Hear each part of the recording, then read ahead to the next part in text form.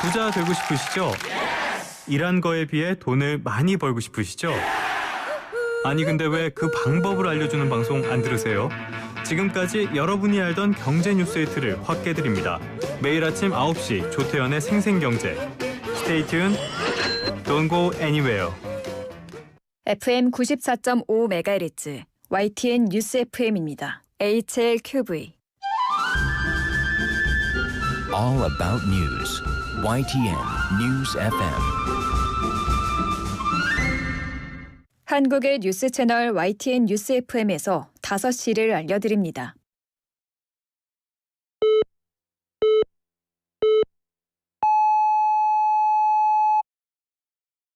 기사 넘어 세상을 전합니다.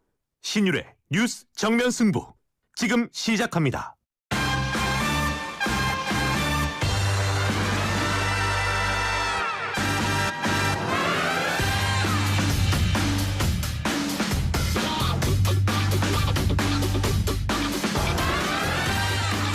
청취자 여러분 안녕하십니까. 신율의 뉴스 정면 승부 진행을 맡고 있는 명지대학교 정치외교학과 신율입니다. 정말 너무 덥죠. 가만히 서 있기만 해도 땀이 줄줄 흐르는데요. 이런 와중에 당연히 온열 질환을 호소하는 사례 급증할 수밖에 없습니다. 돌아가신 분들도 하루에 2-3명씩 나오고 있는 상황인데요. 특히 고령층이나 기저질환이 있는 분들에게 피해가 집중되고 있는 모양입니다. 현재 전국의 대부분 지역에서 최고 체감 온도가 40도 정도가 된다라고 얘기를 합니다. 정말 덥다 이렇게 더운 적은 거의 없는 것 같은데요. 이 폭염 최소한 광복절 무렵까지 이어진다고 합니다. 정부는 폭염 대처 상황에 대해서 긴급 점검에 나섰는데요. 이런 무더위 물론 피서도 좋습니다만 야외에 나가기만 해도 더우니까요. 이 무더위 쉼터라든지 여러분이 모든 방법을 강구해서 실제로 좀 이 소위 말하는 온열 질환에 걸리지 않도록 좀 안전을 기하셔야 될 것 같습니다. 자, 오늘 저희가 준비한 소식 말씀드리죠. 2부에서는 국민의힘 조경태 의원 만나서 오늘 있었던 한동훈 대표와의 만남 직접 한번 들어보고요. 3부에서는 더불어민주당 최고위원 후보로 나서신 분이죠. 김민석 의원 스튜디오에 모셔서 직접 얘기 나눠보겠습니다. 4부에서는 이 두 신이 맞붙는 신과 함께 코너죠. 메타보이스의 김봉신 부대표와 한 주간의 여론 동향 살펴보겠습니다. 8월 5일 월요일 신율의 뉴스 정면 승부 지금부터 시작합니다.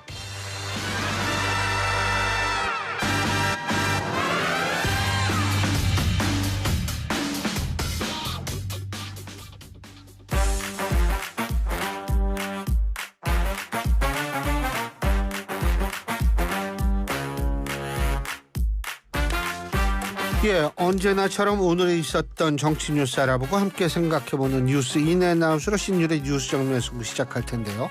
오늘도 YTN의 이우영 아나운서 함께하겠습니다. 안녕하세요. 안녕하세요. 이우영입니다. 야, 이렇게 더운데 축구 선수들 보면 대단해요. 그렇죠. 예? 네. 아니 지난 금요일이었던가요? 토요일이었던가요? 네. 토트넘하고 뮌헨 아마 이 팀들이 다시는 우리나라에서 경기하고 싶지가 않을 거예요. 야, 이렇게 덥냐? 이렇게 생각할 거라고요.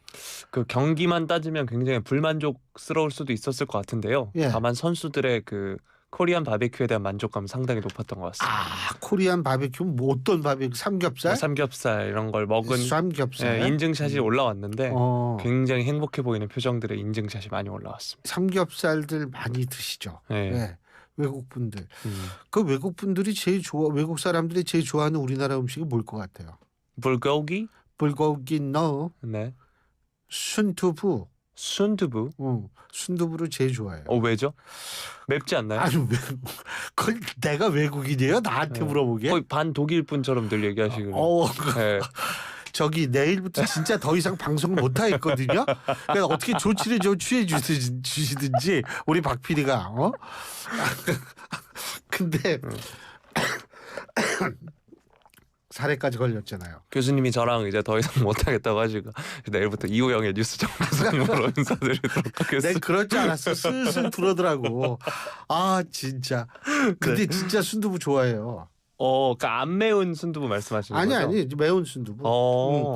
그리고 근데 그 생각보다 삼계탕을 별로 안 좋아하더라고요. 근데 나는 왜 삼계탕을 안 좋아하는지 알아요. 이게 삼계탕 손으로 자꾸 뜯어야 되잖아요. 이게 이제 좀 저거죠. 예? 사실 피자도 손으로 먹는 음식인데 왜 그럴까요? 피자 손으로 안 먹는 사람도 있어요. 손으로 먹어요? 원래 피자는 손으로 먹는 음식입니다. 뭐 그렇게는 하지만 네. 손으로 안 먹는 사람도 많아요. 이유여가 나와서 손으로 안 먹고 막 입으로 막 접시에 입대고 먹는 거 아니에요? 아니요, 손으로 이렇게 깔끔하게 갈릭 디핑 소스 찍어서 먹습니다. 네. 그렇구나. 네. 근데 진짜로 그게 좀 귀찮아서 그러는 것 같더라고요. 그리고 사실 뭐 손으로 먹는 음식 많다. 케밥도 그렇고 네, 타코. 햄버거도 그렇고 네. 그 진짜 그러고 보니까 많은데 근데 하여간 삼겹살이래. 그 저 삼계탕은 생각보다 그렇게 그렇더라고요. 근데 삼겹살은 다 좋아하죠. 네. 특히 이제 참기름, 네. 소야 소스, 네. 뭐 이 탁 하는 거 이가 아주 세삼웰 반 독일 사람이라며. 네. 그래서 나도 이제 세삼웰 네. 이렇게 참기름 말씀하신 참기름. 거잖아요. 네. 독일어 세삼웰이거든요. 네. 스페인어로도 세사메입니다. 반 스페인 사람. 네, 전 반 스페인 사람. 진짜. 아이고 그래도 이렇게 고마우신 청취자분들이 계시니까 0937님 찬열 고정 신율의 뉴스 정면 승부 감사합니다. 진짜 감사합니다. 네. 내일부터는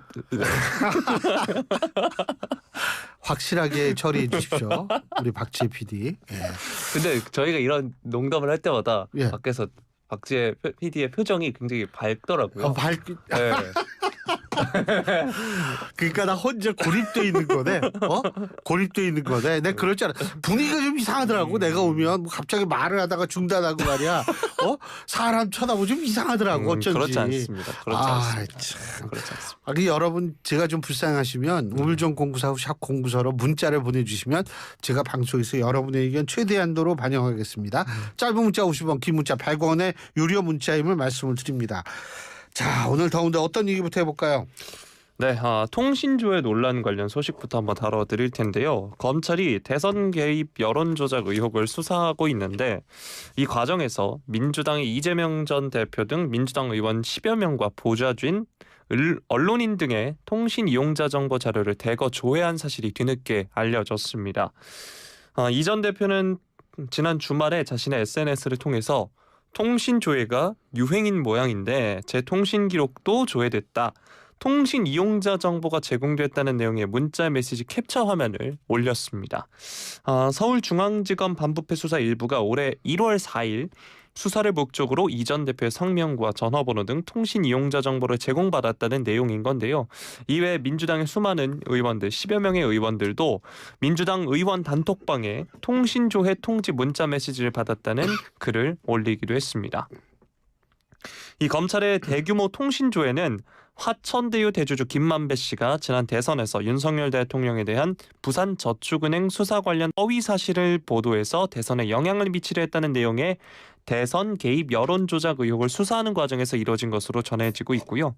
검찰은 증거인멸과 도주 등 수사를 방해할 우려가 있는 경우 법에 따라 통지기한을 최대 7개월까지 연장할 수 있다는 입장인 겁니다. 그러니까 이제 지금이 8월이고 지난 1월 4일부터 수사가 이뤄졌는데 이제 문자가 왔다 이렇게 생각을 해보시면 되는데요.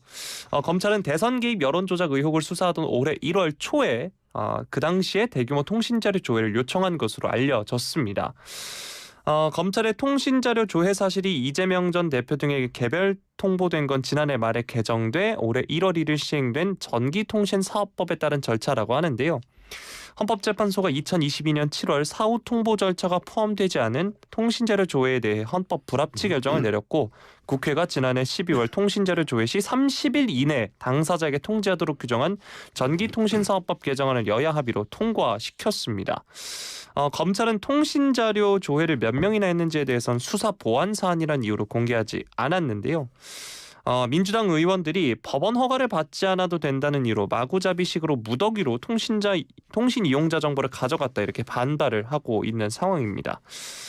민주당은 앞서서 말씀드린 것처럼 조회 후에 7개월이 지나서 통보한 점을 문제 삼고 있는데 4월 총선을 고려한 선거 개입이자 여론 조작이다 이런 주장을 하고 있고요. 다만 통신조회 사실은 원칙적으로 조회 후 30일 이내 대상자에게 통지돼야 하지만 검찰은 증거인멸 등을 이유로 석 달씩 2차례 통지를 유예하면서 최근 통지한 것으로 지금 알려지고 있습니다. 일각에선 개정 전기통신사업법이 수사기관의 재량을 너무 넓게 허용한 거 아니냐 이런 지적도 나오고 있는 상황이고요. 민주당에서는 윤석열 정권은 검찰을 앞세운 사정 정치를 자행하고 있는 것이다 이렇게 비판을 하고 있고 국민의힘은 수사 과정에 따른 절차다라면서 별도 입장을 내지 않았습니다. 자, 근데 이에 대해서 3년 만에 여야 공수가 바뀌었다 이런 이야기도 나오고 있는데 국민의힘 지난 문재인 정부 시절 2021년 공수처가 윤석열 당시 국민의힘 대선 후보 부부와 소속 의원 89명 등의 통신자를 조회한 것으로 드러나자 불법 민간인 사찰로 규정을 하고 대대적인 공세에 나선 바 있습니다. 당시 윤 대통령도 저와 제처의 친구들 심지어 누이 동생까지 통신 사찰을 했다라고 이야기를 했었고요. 당시 민주당의 대선 후보였던 이재명 후보는 윤 후보의 검찰총장 재직 당시 검찰에서도 조회했다. 법령에 의한 행위를 사찰이라고 할 수 없다. 이렇게 주장을 한 바 있습니다. 자, 민주당은 이번 사안에 대해 불법 정치 사찰이다 주장하고 있는 상황인데요. 이 소식 뉴스인 부탁드리겠습니다. 예, 지금 말씀하신 대로 2022년 그러니까 2022년에는 20대 대통령 선거가 있었던 해죠. 2022년 3월에 아마 대선이 있었을 거죠. 근데 2022년 1월 4일에 언론 보도를 보면은요. 당시 국민의힘 전주의 선대위 대변인이 그런 얘기를 했습니다. 공수처가 89명, 이때 당시에는 88명이었는데 국민의힘 의원들의 통신 자료를 조회했다. 통신 기록을 조회한 거하고 자료를 조회한 건 다르거든요. 기록을 조회했다라는 거는 누구하고 통화하고 뭐 이런 거를 다 조사하는 거죠. 근데 지금 이 통신 조회라는 거는 이 소위 말해서 그러니까 그 번호를 가지고 있는 실소유주가 누구인지 뭐 이런 거를 조회한 이런 거니까 통신 기록까지는 포함이 안 되고 있는 걸로 알고 있는데 어쨌든 89명이면 이때 당시 국민의힘 의원 거진다를 한 거예요. 거진다를 한 거고 특히 이제 김종인 전 비대위원장, 이때는 비대위원장이 아니셨는데 김종인 전 비대위원장까지도 이 통신 조회를 했다라는 이런 것이 알려져서 이때 굉장히 많이 반발을 했었죠.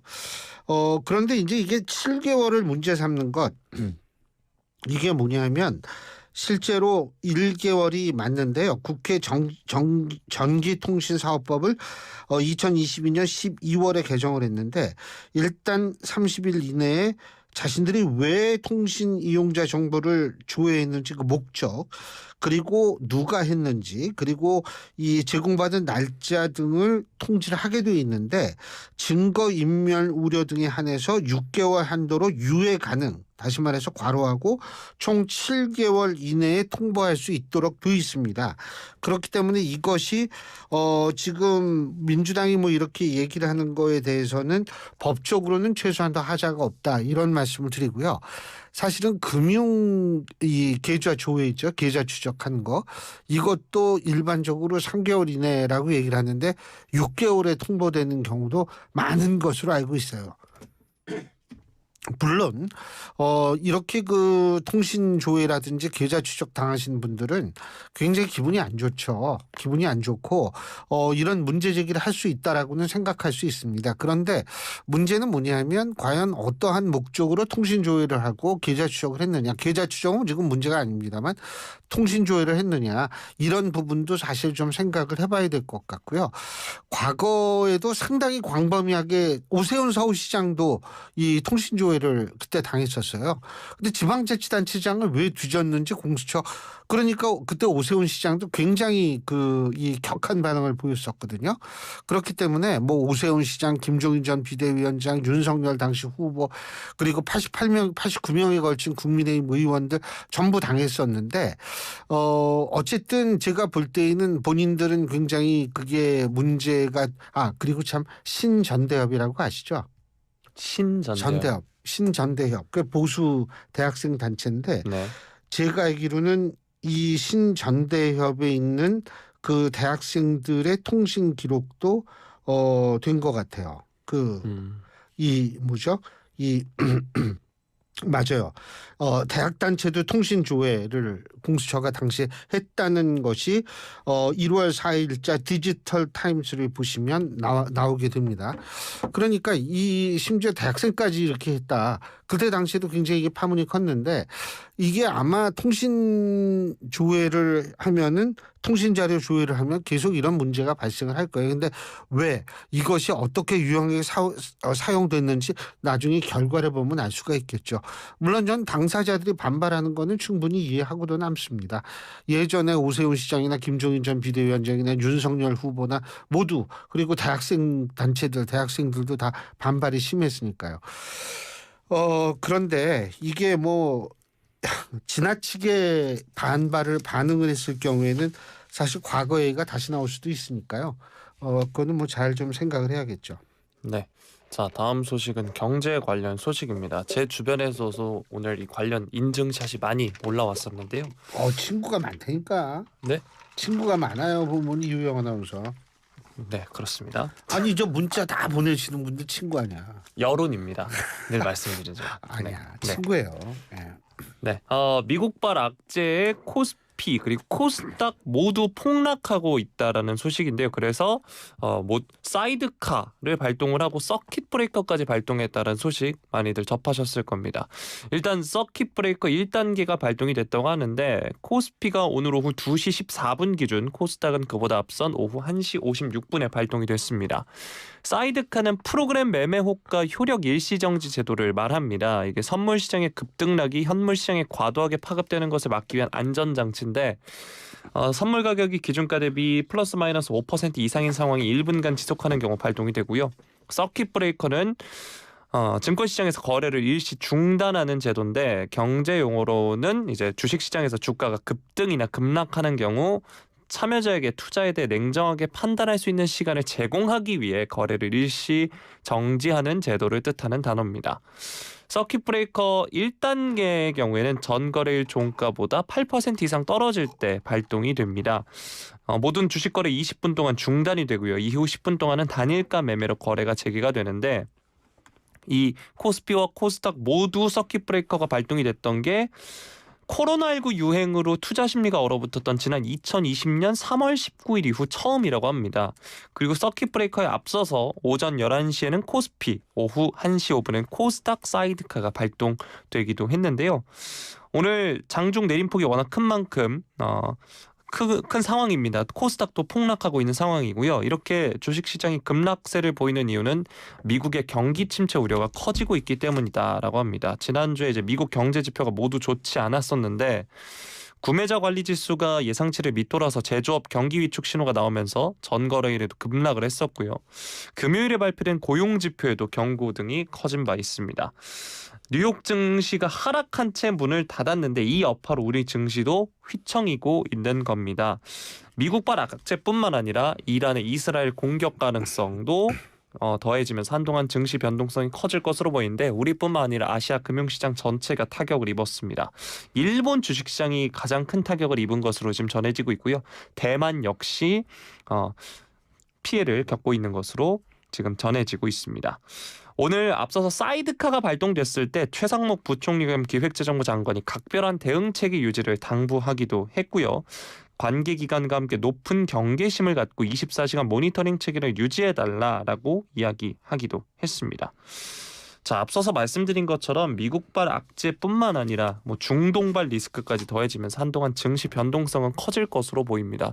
오늘 저도 이제 이 뉴스를 접하기 전에 SNS에 보는데 친구들 그 SNS 글에 파랑색이 워낙 가득하더라고요. 그래가지고 친구들이 주식을 많이 하는 거죠. 네, 월급의 한 몇 배를 순식간에 잃어버렸다. 이런 이야기들을 막 하던데, 네, 이 소식 뉴스님 부탁드리겠습니다. 지금 이호영 아나운서가 얘기한 대로 경기 침체, 실업률 이런 것들이 이제 영향을 미쳐서 떨어졌다. 근데 사실은 그것만이 아닙니다. 가장 물론 경기 침체하고 실업률 같은 것들 때문에 가장 큰 영향을 미쳤겠지만 또 두 번째로 우리가 얘기할 수 있는 것은 뭐냐면 애플, 아마존, 인텔 이런 회사들의 어닝 쇼크. 그러니까 이 생각보다 너무 적자가 크다는 거예요. 이 세 가지 이 세 기업들 이 특히 큰 적자를 기록한 세 가지 기업 시장 계산치를 밑도는 실적을 한 것. 이게 소위 말하는 AI, 반도체 이쪽과 관련돼 있는 거 아니에요? 자, 그렇다면 뭐냐 하면 지금 일본은 12% 넘는 폭락이에요. 우리보다 훨씬 더 폭락이 컸고 대만은 우리랑 비슷한 8% 조금 넘는 폭락을 겪었는데 대만, 우리 일본의 공통점 뭘까요? 동아시아죠. 예. 네. 지정학적 지리만 잘 배웠군요. 이게 반도체. 이 반도체가 가장 그 주력 산업을 갖고 있는 나라들이거든요. 이 세 나라가 이 낙폭이 컸는데 그 중에서 특히 일본이 컸어요. 이거는 세 번째 이유와 관련이 있습니다. 지금 미국 그 주식도 폭락을 했거든요. 미국 나스닥이나 이 미국 주식시장도 폭락을 했는데 그 이유는 뭐냐면 일본의 금리가 몇 %예요? 몇 %일까요? 여러분 아시는 분 샵 0945 우물정 094로 문자 보내주시면 됩니다. 이런 식으로 이제 진짜 이호영 아나운서가 주식을 안 한다는 거 우리가 알 수가 있죠. 짧은 문자는 50원, 긴 문자는 100원입니다. 예. 네. 일본은 0%예요. 0% 금리가. 그래가지고 옛날에 어떻게 했냐면 사람들이 일본에서 금리가 너무 낮으니까 돈을 빌려요. 일본에서 돈을 빌려가지고 어떻게 되냐면 미국에서 주식을 사는 거예요. 그래가지고 그러니까 돈 빌리기 쉽고 이게 조금만 이득을 내도 그게 굉장히 큰 이득이니까 그런데 그걸 바로 우리가 조금 그 유식한 말로 엔캐리 트레이드라고 그러거든요. 이 엔캐리 트레이드가 순식간에 청산이 된 거예요. 왜? 일본이 두 차례에 걸쳐서 금리를 올리고 있어요 지금. 그러니까 0%대의 금리였다 이게 갑자기 금리가 올라가니까 이게 남는 게 없잖아요. 그러니까 그 돈이 다시 일본으로 돌아가고 있어요. 그렇기 때문에 일본의 입장에서 볼 때에도 상당히 당혹스러운 게 뭐냐면 이게 이 돈이 자꾸 들어오고 미국 이게 시장이 흔들리고 거기다가 반도체 영향을 받고 막 자기는 돈이 들어오고 다시 백을 하고 이렇게 되니까 일본 증시가 급락할 수밖에 없다라는 것. 이게 세 번째 이유고요. 네 번째는 W의 공포, 전쟁이죠 뭐. 전쟁 공포, 중동전. 근데 저는 사실 그 가능성을 그렇게 지금까지는 크게 보지 않는데 뭐 이란이 우리는 전쟁을 두려워하지 않는다. 뭐 이런 식으로 나오고 있기 때문에 그 소위 말하는 전쟁에 대한 공포도 지금 나오고 있는데 그래서 지금 이 네 가지의 이유 때문에 지금 상당히 많이 떨어진 거거든요. 주식시장이 떨어진 건데 지금 사실 이게 어떻게 될지는 모르죠. 그런데 이게 우리나라는 최소한도 지금 현재 반도체를 중심으로 한 수출 지표 기업 실적이 아직은 양호하고요. 지금 아마존이나 인텔이나 애플 같은 데서 예상 실적을 밑도는 실적을 발표했다라고 얘기를 하는데 이게 뭐 이 세 회사가 망했다라는 얘기가 아니잖아요. 그렇기 때문에 이게 조금 제가 볼 때는 과도하게 해석돼서 폭락한 측면이 있다. 일본하고 우리하고는 좀 사정이 다르다는 거죠. 일본 12% 넘게 폭락을 했는데 우리나라 8%. 우리나라도 이 8% 폭락이 아마 처음일 거예요. 하루에. 하지만은 이제 그런 이유들인데 이게 조금 과대 해석 돼 있다라고 하는 그런 심리가 좀 퍼지면 제가 볼 땐 뭐 내일이나 언제쯤 좀 오르지 않을까 이런 생각도 하는데 어쨌든 당분간은 제가 볼 때는 굉장히 조심할 필요는 있지 않을까라는 생각을 하죠. 네, 앞서서 교수님께서 말씀해 주신 대로 저는 주식을 하지 않고 지난 주말에 적금을 하나 추가했습니다. 그게 제일 좋아요. 네. 자, 다음 소식은 이제 더위 관련 소식인데요. 자, 지금도 많이 더우시고 저랑 교수님도 시작하기 전에 올 때 이제 차에서 그 바깥 온도를 살펴봤더니 40도가 찍히더라 이런 이야기 40도, 이런 40도 얘기 나눴었는데 네. 최소 열흘은 지금처럼 무더울 전망이라고 합니다. 일부 지역의 기온이 정말로 40도에 육박한다고 하고요. 밤마다 열대야가 나타나는 날씨가 지금 계속해서 보이고 있는데 이 40도를 육박한다면 실제 기온은 42, 3도래요. 네. 2018년 8월 이후 6년 만에 40도대 기온이 기록될 것이라는 지금 전망도 나와 있고 전국에는 제주 한라산을 제외하고는 폭염특보가 내려진 상황입니다. 저도 이제 어제 뉴스를 전해드리면서 강릉 지역이 16일 연속 열대야가 기록이 돼서 그게 굉장히 이제 많이 뉴스에 보도가 되기도 했고요. 온열 질환자도 계속해서 발생하고 있다는 소식이 전해지고 있습니다. 지난 주말 사이에만 따져도 온열 질환 추정 사망자가 5명이었고요. 올해 들어 폭염에 따른 사망자는 모두 13명이라고 합니다. 특히 고령자들의 경우 노화 때문에 더위에 따른 체온 상승과 탈수 증상을 잘 느끼지 못하고 평소 앓고 있던 질환 등의 영향으로 체온 유지와 땀 배출 조절 능력이 떨어져서 온열 질환에 더 취약하다 이런 이야기도 나오고 있고요. 뿐만 아니라 여기에 뇌염모기 주의보도 지금 발령된 상황입니다. 서울특별시 보건환경연구원이 최근 이 작은 빨간집 모기가 올해 처음 채집됐다라고 밝힌 바도 있습니다. 일본 뇌염 모기도 지금 주의해야 되는 상황이고 온열 질환에도 주의를 해야 되는데 저희 방송에서도 사실 폭염 대비 국민행동 요령이나 아니면은 에어컨 장기 사용 등으로 인한 화재 예방 관련해서도 계속해서 안내를 해드리고 있는 상황입니다. 이 소식 뉴스인 부탁드리겠습니다. 저는 일단은 제가 좀 정부에 부탁하고 싶은 것은 뭐냐면 올해는 그런 아직까지는 괜찮아요. 뭐냐면 예전에는 전력 사용 경보 같은 것들이 자주 떴거든요. 그런데 아직까지는 제가 볼 때 그런 게 안 떴어요. 근데 지금 이렇게 더운데도 전력 사용에 대한 어떤 이 경보 같은 게 안 뜨는 걸 보면 지금 전력 관리는 어느 정도 되고 있는 것 같은데 지금 이런 상황에서 정부가 해야 될 가장 중요한 것은 전력 관리라고 생각합니다. 이게 지금 전력마저 이게 떨어져 버리면 진짜 힘들어지죠. 그렇기 때문에 그 관리를 잘해야 될 거고 두 번째는 뭐냐면 이 소위 말해서 지자체별로 해서 이 무더위 쉼터 같은 것들을 많이 좀 해야 될 것 같아요. 특히 이제 쪽방촌에 사시는 분들이나 이런 분들을 위해서는 그 인근 시설을 최대한도로 가동할 수 있게끔 지자체들이 좀 나서서 제가 볼 때에는 좀 조치를 취해야 될 거라는 생각이 들고요. 그리고 특히 저는 지금 이 더운 여름에 바깥에서 이 야외에서 노동을 하셔야 되는 분들 이런 분들을 위한 제가 볼 때는 어느 정도의 특단의 조치는 좀 필요하지 않을까라는 생각이 듭니다. 아니 공사를 한다라는 것도 이게 다 우리가 먹고 살자고 하는 건데 지금 이런 더위에서 뭔가를 한다라는 거는 저는 생각할 수 없을 것 같아요. 정말 좀 그렇고요.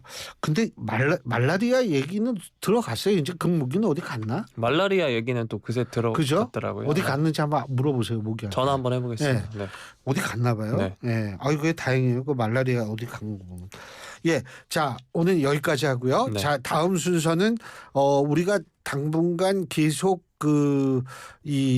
여러분한테 매일매일 말씀드리는데 참 이거 하기가 좀 겸연쩍더라고요. 자, 이유영의 정면 스포츠. 예. 네, 감사합니다. 참 날이 갈수록 이제 근데 호흡이 잘 앞에, 맞고 있어요. 그렇죠. 네. 앞에 그쪽은 뭐 이게 뭐니? 그럼 상담소 막 이런 거 하잖아요. 예? 근데 이거 그분들은 그냥 잘하는데 난 이거 할 때마다 좀 겸연쩍어가지고 이게. 아니면 예. 이제 제가 혼자 할까요? 뭐 혼자 해도 혼자 돼요. 하다 보면 또 혼자 할 거고. 그럼 내가 반드시 해야지. 왜냐면 슬글슬글 들어오고 있는데 이거 혼자 하게 놔두면 안 돼요 이거. 네. 예. 오늘 또 전해드릴 시간이 많이 없어서 빠르게 정리를 해드리면 일단 조금 전에 첫 이관왕이자 단체전 은메달 그리고 3연패 파리에서 우리 펜싱의 새 역사를 쓴 뉴 어펜져스 대표팀이 조금 전 귀국했다는 소식도 전해졌고요. 또 정말 기분 좋은 소식이 조금 전에 들어왔습니다.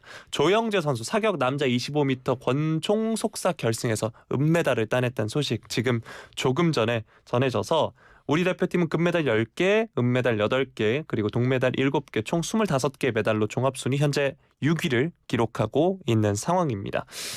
오늘도 전투의 민족답게 이 권총에서 권총. 메달 소식이 전해졌습니다. 우리는 무슨 민족이라고 제가 말씀드렸죠? 우린 투쟁의 민족이죠. 네, 그렇죠. 네. 그러니까 외국에서 우리나라 사람 우습게 보면 안 돼요. 네, 그럼요. 그리고 뭐 사실 어제부터 오늘 새벽까지 있었던 소식들을 간단하게 살펴보면 복싱에서 동메달 그리고 유도에서도 동메달이 나오면서 역시 전투 민족다운 이런 소식들이 전해졌고 양궁에서 또다시 금메달 소식이 전해졌다는 소식 많은 분들이 접하셨을 텐데요. 잠시 후 5시 55분에 안세영 선수 배드민턴 여자 단식 결승전을 앞두고 있습니다. 그 네티즌 사이에서는 그런 이야기가 나옵니다. 이름값을 못하는 사람이다. 안세영. 나 별로 안 세영 했는데 정말 세요. 안세영 선수 금메달 더운데 좋아요. 하겠습니다. 네. 그 우리나라 양궁을 외국 선수들이 뭐라 그러는지 아세요? 뭐라고 부르죠? 자연재해라 그런대요. 아, 내가 그 어제 진짜 그게 왜 그러냐면 어제 그 중국 선수 이름을 제가 잊어먹었는데 그 중국 선수 하나 우리나라 선수랑 붙었는데 진짜 잘 쐈어요. 근데 우리나라 선수 계속 10을 기록하니까 이 선수가 다른 사람하고 준결승에서 붙었으면 올라갔죠. 그러니까 우리나라하고만 붙으면 안 되는 거예요. 이거 자연재해예요. 이건 진짜 어쩔 수가 없는 거예요. 예. 그래서 사실 우리 양궁 대표팀은 올림픽 메달보다 이제 선수 선발전이 더 어렵다라는 이야기가 근데 나오고 있고. 정말 우리 네. 선수들 대단하더라고요. 그리고 또 양궁 협회 회장에 대한 칭찬도 자자합니다. 그렇죠. 네. 아 맞아요. 네. 그 뭐 로봇을 통해 가지고 연습시킨다 그러잖아요. 그리고 뭐 축구장에 불러서 이제 소음 훈련도 하고. 갑자기 축구 얘기하니까 갑자기 분위기 쌓여지는데 아니요, 어쨌든 제가 말씀드리고 있는 건 양궁협회 정 회장님. 예, 그죠. 그분에 대한 칭찬은 자자하다. 둘 다 정치니까 어쨌든. 네. 근데 저는 여기까지만 말씀드리도록 하겠습니다. 근데 어쨌든 근데 내가 우리나라 양궁 만나면 포기하게 된다는 거예요. 그러니까 태풍 만나면 우리가 어쩔 수 없잖아요. 똑같은 거예요. 우리나라 양궁. 외국에게 공포를 줄 수 있는 대한민국 양궁. 정말 대견합니다. 여기까지 하죠. 수고하셨습니다. 고맙습니다. 예, 지금까지 이우영 아나운서와 함께했습니다. 대한민국 대표 트렌치 코리아 트렌치. 식품, 주방, 욕실, 조경, 토목, 건축 트렌치. 전 세계 유명 트렌치를 한눈에 설계에서 시공까지 기술력으로 인정받는 대한민국 트렌치 코리아 트렌치. 코리아 트렌치 코리아 트렌치. 모든 인쇄 가능한 서머네드피아 온라인 주문 간편한 서머네드피아 누구든지 어디서나 쉽고 빠르게 인쇄의 유토피아 서머네드피아 여름에는 부채 판촉물 다양한 부채 역시 서머네드피아 카멜로 장갑 하나로 일상이 안전해진다. 안전한 용접 장갑 카멜로 편안한 작업 장갑 카멜로 세련된 안전 장갑 카멜로 오늘도 손끝 하나 다치지 않고 일 잘 끝냈습니다. 장갑은 카멜로. 예, 신율의 뉴스 정면 승부 1부 순서는 여기서 줄이겠습니다. 참고로 제가 아까 아마존, 인텔, 애플이 이 실적을 좀 예상치를 밑도는 실적이라고 말씀드렸는데 애플은 아닙니다. 아마존, 인텔입니다. 자, 1부 순서 여기서 줄이고요. 잠시 뒤 2부에서 뵙겠습니다. 안녕하세요. 노란우산 홍보대사 정준호입니다. 안녕하세요. 노란우산 홍보대사 남보라입니다. 보라씨, 사장님들이 노란우산을 쓰는 이유 아세요? 꿈을 쓰는 것과 노란우산을 쓰는 게 같아서 아닐까요? 네, 맞아요. 그래서 노란우산은 연 최대 500만 원 소득공제, 연복리 효과로 퇴직금 역할은 물론 공제금 압류 금지와 경영 세무 상담으로 사장님의 소중한 꿈을 응원하고 있습니다. 대한민국 사장님은 꼭 가입하셔야 할 사장님 지원 플랫폼 노란우산. 노란우산 쓰세요. 한국수력 원자력이 만드는 새로운 에너지 세상. 어디까지 왔을까? 새로운 에너지 세상, 미래의 에너지 만드는 한수원. 어디까지 왔을까? 행복한 에너지 세상, 행복한 일상을 만드는 한수원. 새로운 에너지 세상, 원자력 에너지 세계. 세계를 넘어 새로운 세상으로. 새로운 에너지 세상, 원자력 에너지 세계. 한국수력 원자력과 함께. 이 캠페인은 새로운 에너지 세상을 만들어가는 한국수력 원자력과 함께합니다. 현금 영수증은 이걸로 해주세요. 아빠, 이번 연말 정산은 제가 책임질게요. 사장님, 현금으로 계산할게요. 아유, 고마워요. 또 와요. 소득공제도 받고 장바구니도 두둑하게 채워가네. 현금 영수증 해드릴까요? 아니에요, 사장님. 괜찮아요. 가맹점도 현금 영수증 발급 시 세제 혜택을 받을 수 있다고요. 이제 눈치 안 보고 현금 영수증 해도 되겠어요. 쓰는 만큼 돌려받는 현금 영수증처럼 의료운 소비생활 현금 영수증으로 함께하세요. 뜻하지 않은 임신으로 출산에 대한 고민을 하고 계신가요? 혼자 감당하기 어려운 분들, 신원을 밝히고 출산하기 어려운 분들을 위해 정부는 지난 7월 19일부터 위기 임산부 상담을 시작했습니다. 위기 임산부 통합 상담 전화 1308로 전화 주세요. 24시간 전국 어디서나 가까운 상담기관에서 맞춤형으로 상담받으실 수 있습니다. 비밀은 철저히 보장됩니다. 위기 임산부 상담 전화 1308 꼭 기억해 주세요. 정부는 우리의 소중한 아이와 임산부를 위해 최선을 다하겠습니다. 보건복부 찾아가는 경기도 돌봄의료센터입니다. 진짜 오셨네요. 의사가 설마 와주실까 했는데. 배달 일을 하다가 사고로 거동이 어려워지신 김성규님. 병원까지 못 오셔서 병원이 찾아왔습니다. 의사와 간호사, 사회복지사가 한 팀이 되어 진료와 치료는 물론 식사, 복지 서비스까지 연결해드렸는데요. 김성규님, 좀 나아지셨나요? 그럼요. 집에서 병원처럼 치료받는데. 아파서 움직일 수 없다면 병원이 움직여야 합니다. 거동이 불편한 경기도민 누구나 찾아가는 경기도 돌봄의료센터 031-120에 문의하세요. 경기도. 아침 출근길엔 신나는 배승의 뉴스 파이팅이 있다면 퇴근길엔 뭘 들으면 좋을까요? 오후 5시부터 7시까지 이슈를 콕콕 찍어주는 신율의 뉴스 정면승부 꼭 한번 들어보세요.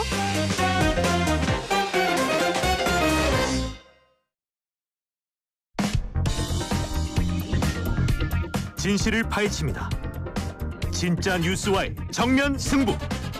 신율의 뉴스 정면 승부.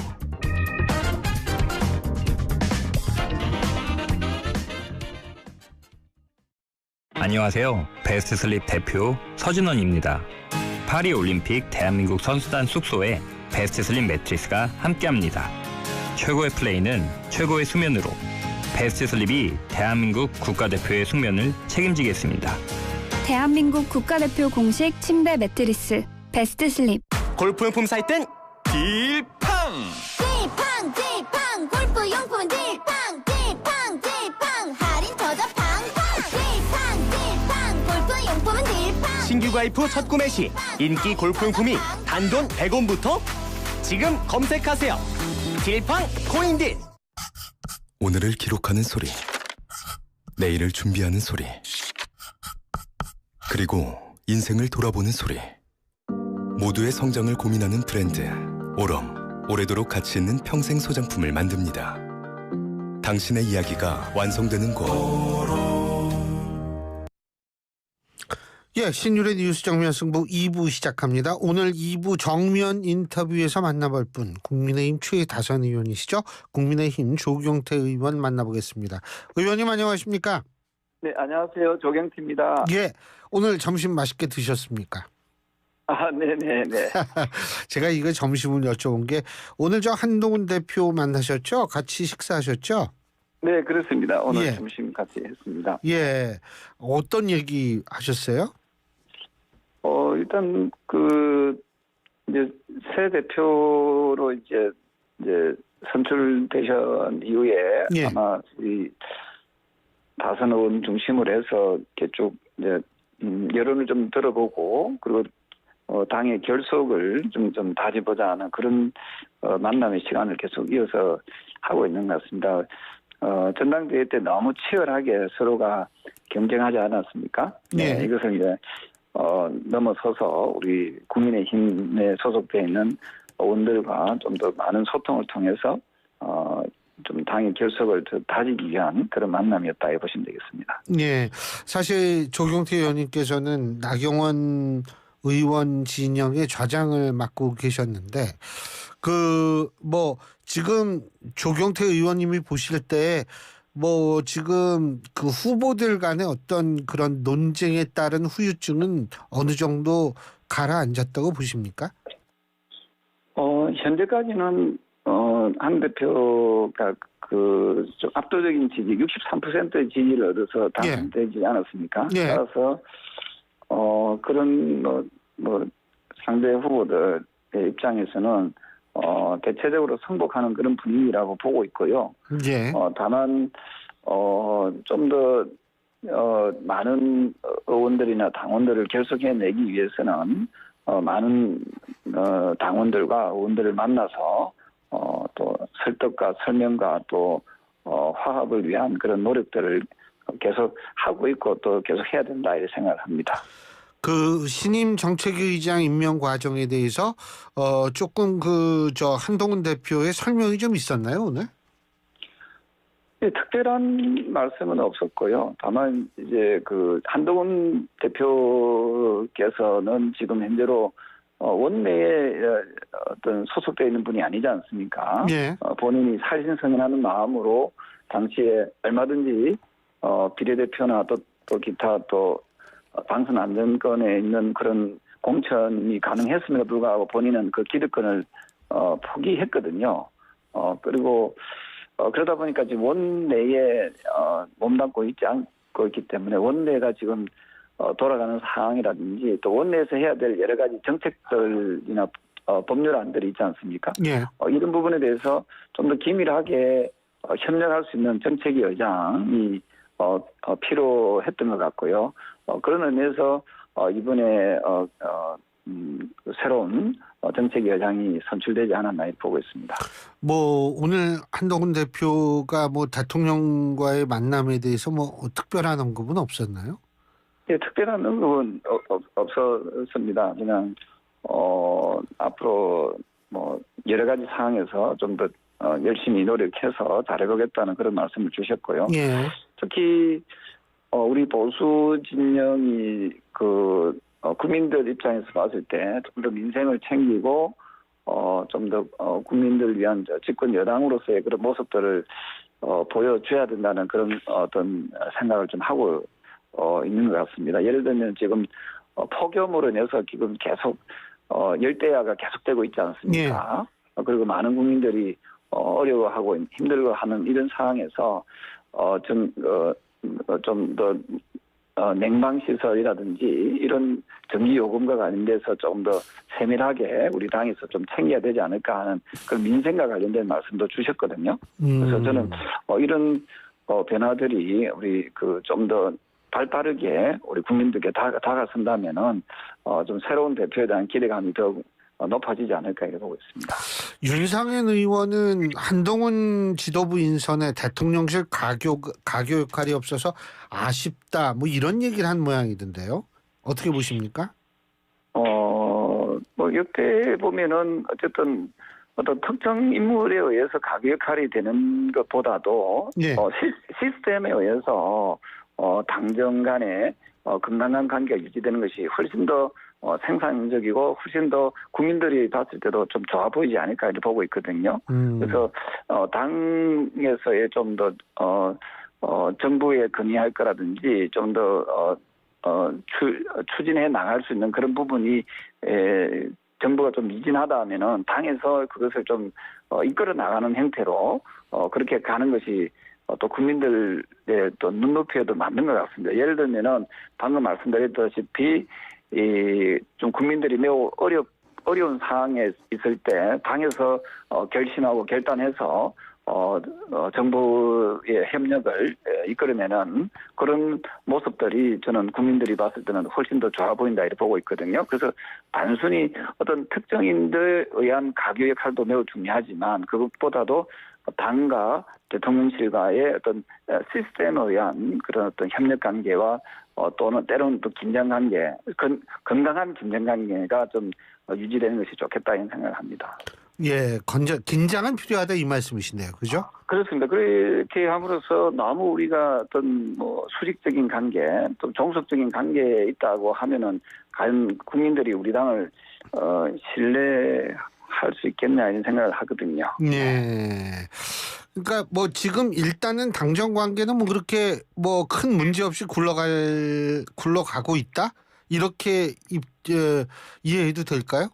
네, 저는 현재까지 그렇게 좀 보고 있고요. 그리고 또 새로 온 그 정책위 의장의 역할이 매우 중요하다고 보고 있거든요. 단 원내에서의 지금 여러 가지 흐름에 대해서 당 대표와 좀 긴밀하게 어떤 소통을 하면서 당 대표의 의지나 철학이 정책으로 잘 묻어날 수 있도록 해야 되기 때문에 아마 끊임없이 당 대표와 정책위 의장은 소통을 해야 될 것 같습니다.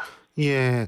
근데 정책위 의장과 당대표가 호흡은 잘 맞더라도 이게 또 대통령실하고 좀 생각이 다를 수도 있는 거잖아요. 그죠?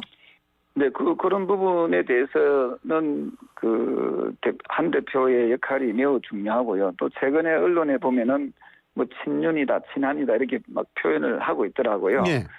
저는 친윤과 친한을 굳이 구분할 필요가 있겠느냐 이런 생각을 하거든요. 예. 국민의힘 당원과 국민의힘 의원 소속된 의원들은 모두가 우리는 친윤, 친한, 친윤한이 해야 된다 이런 생각을 합니다. 근데 신임 김종혁 최고위원, 이 한동훈 대표가 친윤들의 언론 플레이 때문에 정책위의장을 원래는 교체하지 않으려고 했는데 이게 교체하게 됐다 이런 얘기를 했더라고요. 어떻게 보십니까? 네, 저는 그런 표현에 대해서도 충분히 그럴 수도 있다 이 생각을 하거든요. 처음부터 사실 지명직은 앞에 전임 대표가 물러나면은 사표를 서는 것이 그게 좀 상식적인 거라고 봅니다. 그래서 네. 처음부터 모든 지명직에 소속돼 있는 분들이 사임을 했다면은 한동훈 대표, 신임 대표죠. 대표의 운신의 폭이 매우 좀 넓을 수 있었을 텐데 하는 그런 아쉬움이 좀 있거든요. 예. 그래서 김종혁 신임 최고위원의 표현은 저는 일리가 있다 이렇게 봅니다. 예. 오늘 의총에서 이제 다 추인이 된 거잖아요. 그죠? 네네. 그런데 일각에서는 뭐냐면 일부 친윤들은 투표로 하자. 예? 네네. 추인을. 이런 얘기도 나왔었다고 얘기를 하거든요. 그러면은, 예. 네, 막상 의총에서는 원내대표가 이 부분에 대해서 추인을 합시다라고 했을 때 만약에 일부 친윤이라는 분들이 그런 불만이 있었다면 거기서 이의 제기를 해야 되는 게 맞지 않습니까? 예. 근데 한 분도 이의 제기하는 분이 제가 현장에 있었습니다만 이의 제기하는 의원님들이 안 계셨거든요. 네, 그래서 아마도 저는 새로 선출된 당 대표에 대해서 저는 우리 구성원의 한 사람으로서 잘 받아들일 것이라고 저는 예측을 했고요. 예. 그리고 또 실질적으로도 그렇게 좀 새로운 대표가 지금 선임한 부분에 대해서 예. 거의 만장일치로 추인을 했습니다. 네네. 조경태 의원님께서는 6선이신데 오늘 한동훈 대표한테 어떤 조언을 해주셨습니까? 네, 저는 소신껏 당신과 민심의 어떤 압도적인 지지에 의해서 어쨌든 새 대표가 선출이 되었기 때문에 본인의 어떤 그런 생각들을 좀 소신껏 좀 잘 펼쳐 달라는 그런 말씀을 드렸거든요. 예. 그리고 물론 구성원들과의 또 의원님들과의 또 소통은 또 있어야 되지만 예. 저는 한동훈 대표가 어쨌든 시대 정신을 현 시점에서는 가장 잘 반영할 수 있는 그런 인물이라고 보고 있거든요. 예. 그렇다면은 우리 구성원들이 당신과 민심을 우리가 잘 수긍하고 따라야 된다 이런 생각을 하고 있습니다. 그래서 좀 소신껏 당대표직을 좀 수행해 주십사 하는 그런 당부의 말씀을 드렸습니다. 예. 다른 분들은 대충 그런 어떤 얘기 있어요? 오늘은 좀 첫 만남이기 때문에 예. 좀 화기애애한 분위기에서 좀 말씀을 나눴고요. 저하고 또 한 분인 권성동 예. 의원님도 나름대로 본인의 어떤 여러 가지 말씀을 주셨거든요. 예. 거기서 저는 중요한 포인트는 한 대표께서 이걸 속도를 내어서 자신의 그냥 생각대로만 당을 이끌어 나가겠다는 게 아니고 여러 의원님들의 생각들을 경청을 하고 또 토론을 통해서 점진적으로 실천해 나가겠다. 또 그런 말씀을 주셨기 때문에 저는 한결 우리 의원님들께서 과거에하고 좀 다른 그런 대표와의 어떤 그런 만남들이 이어질 것 같고요. 그런 부분들이 저는 더불어민주당하고는 좀 차별화되지 않을까 이렇게 봅니다. 민주당에서는 당대표가 어찌 보면 많은 힘을 가지고 있다면은 국민의힘은 물론 당대표가 최종적인 선택은 하지만 구성원들과의 어떤 민주적 의사결정을 계속 해 나가는 그런 분위기인 것 같습니다. 네. 사실 그래서 그런지 모르지만 권성동 의원이 예전에 이 한동훈 대표한테 정책 의장 바꾸려면 직접 설득했어야 한다. 근데 사실 한동훈 대표가 직접 만나서 정책 의장을 직접 만나서 좀 얘기를 했던 것으로 알려지고 있잖아요. 그렇기 때문에 아마 본인의 얘기도 이렇게 좀 들어주는 자세를 보였기 때문에 권성동 의원도 한동훈 대표한테 좀 상당히 좀 나름대로 인정할 부분은 인정하지 않았나 이런 생각도 좀 할 수 있을 것 같아요. 네, 그렇습니다. 오늘도 우리 여러 대화를 나누는 과정에서 어쨌든 그런 느낌을 좀 많이 받았거든요. 대표가 자신의 어떤 그런 생각을 의원들에게 주입시키려고 하는 것이 아니라 자신의 생각을 얘기하고 또 우리 의원들의 또 생각을 또 받아들이고 그렇게 함으로써 하기에 의한 그런 분위기였거든요. 네. 그리고 물론 최종적으로는 결단은 대표가 해야 되는 겁니다. 또 거기에 대해서는 또 우리가 또 따라야 될 부분도 따라야 되고요. 예. 그런 어쨌든 대화에서 어떤 분위기들을 만들어 나가고 어떤 주제에 대해서 같이 고민하는 그런 모습들은 과거의 당 대표와는 좀 많은 차이점을 가질 수 있다는 점에서 저는 기대감이 좀 더 크다 이렇게 봅니다. 친정체제, 한동훈 대표의 친정체제가 구축됐다고 보십니까 지금? 저는 이게 친정체제라는 표현 자체가 좀 맞지 않다 이렇게 보거든요. 어쨌든 대표가 뽑히면 대표가 여러 인사권을 가지고 있지 않습니까? 예. 그건 자연스러운 현상이지. 이 친정체제라는 그 표현이 어쩌면 마치 자신들의 개파만을 위해서 만들었다. 자기 개파를 거느렸다. 이런 어떤 의미를 부정적인 의미가 좀 강하거든요. 그러면요. 그래서 저는 인선이 거의 마무리되었다라고 표현하는 것이 더 적절한 것 같고요.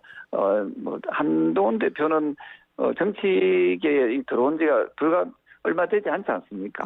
그래서 한 대표는 정치적 자산으로 봤을 때 친소관계에 있는 분들이 그렇게 많지 않다고 보고 있거든요. 그래서 저는 친정체제라기보다는 한동훈 대표 체제가 그냥 자연스럽게 임명할 수 있는 사람들을 임명해서 그 대표 체제를 좀 구축했다 이렇게 자연스러운 현상으로 좀 받아들이는 게 좋겠습니다. 근데 이제 사실 제일 큰 이 첫 번째 시련 좀 이 여러 가지 문제가 될 수 있는 게 이른바 최혜병 특검법 아니겠습니까? 제3자 추천에 의한 이 부분은 어떻게 정리될 거라고 보세요? 저는 개인적으로 최상명 특검법은 제3자를 통해서 하자고 한동훈 대표가 후보 시절에 얘기하지 않았습니까? 예. 저는 이 부분에 대해서 좀 동의를 하는 편이거든요. 왜냐하면 꽃다운 나이에 그 병사가 어떤 사망한 사건이고 그래서 이 부분에 대한 진실 규명은 있어야 된다 이렇게 보고 있고요. 그래서 우리 당이 지난 청문 과정에서 보면은 국민의힘에서도 이게 민주당의 어떤 일방적인 주장과 다른 그런 여러 가지 부분을 우리가 새로운 사실들도 많이 좀 확인을 할 수 있었거든요. 그래서 저는 집권 여당으로서 저는 좀 더 자신감 있게 수동적인 입장 또는 자세가 아니라 자신감 있게 이 부분은 저는 풀어나가야 된다 이렇게 보고 있습니다. 결코 더불어민주당의 페이스에 끌려가서는 안 된다 보고 있고요. 그런 의미에서 한동훈 대표가 제안했다시피 제3자 특검법을 통해서 우리가 선제적으로 이 부분에 대해서 저는 해결해 나갈 수 있도록 노력하는 것이 대단히 중요하다 이렇게 봅니다. 지금 6선이신데 지금 현재 국회 보면 이게 권력 쟁취의 장이 됐다라는 평가가 많거든요. 이거 하는 일 아무것도 없이 죄송합니다. 이 권력 투쟁만 하고 있는 거예요. 이거 네네네. 어떻게 좀 바뀔 수 있다고 보십니까? 간단하게? 네, 저는 여야가 지금 합의 없이 일방적인 다수의 당의 힘에 의해서 이렇게 만들어지고 또 독주하는 모습은 결국 바람직하지 않다 보고 있고요. 예. 현재 박사님 말씀 주신 대로 정치가 지금 실종되어 있지 않습니까? 그래서 저는 이 실종되어 있는 정치를 복원하는 것이 매우 중요하다고 보고 있고요. 그런 점에서 저는 한동훈 대표도 저는 그 집권 여당의 대표로서 무한한 책임감을 가지고 정치를 복원시켜 나가는데 저는 리더십을 발휘해 주시길 바라고 있고요. 한동훈 대표는 또 그렇게 할 수 있다 이렇게 보고 있습니다. 알겠습니다. 오늘 말씀 잘 들었습니다. 고맙습니다. 네, 감사합니다. 예, 지금까지 국민의힘 조경태 의원이었습니다. 리틀 약사의 이름을 걸고 더더 깐깐하게 더더 꼼꼼하게 비타민 미네랄 더 히트스 더더 깐깐하게 더더 꼼꼼하게 오메가 유산균 더 히트스 유튜버 리틀 약사의 배합 노하우를 담았다. 더 히트스 합성 목재 예스팀바 산책로 야외 데크 울타리 사이딩 전원주택 인테리어까지 다양한 형태로 활용이 가능한 친환경 합성 목재 예스팀바 우수한 품질의 정부 조달 우수 제품 나무 느낌 그대로 합성 목재 예스팀바 경동산업 주식회사. 그냥 기저귀는 찝찝하고 민망해요. 부탁해요. 하이제라. 어라? 알람도 되네? 안심케어. 하이제라. 실시간으로 배뇨 인식이 되는 성인용 스마트 기저귀 하이제라. 안심케어. 부탁해요. 하이제라.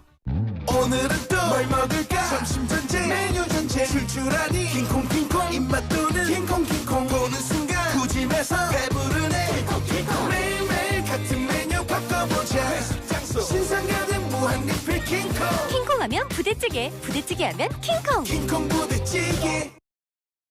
신율의 뉴스 장면 승부 2부 순서는 여기서 줄이고요. 잠시 뒤 6시에는 여러분의 더위를 말끔히 날려드릴 수 있는 목소리죠.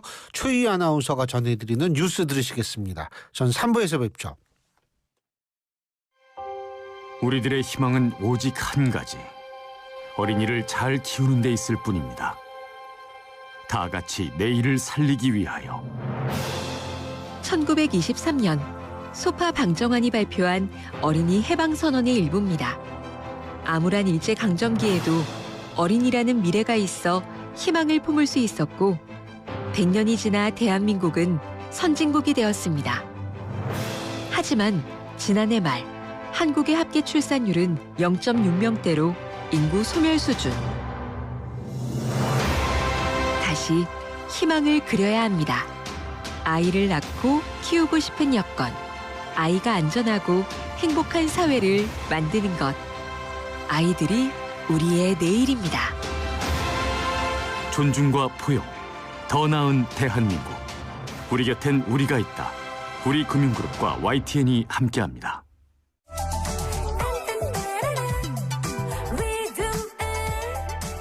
안녕하세요. 가수 솔비입니다.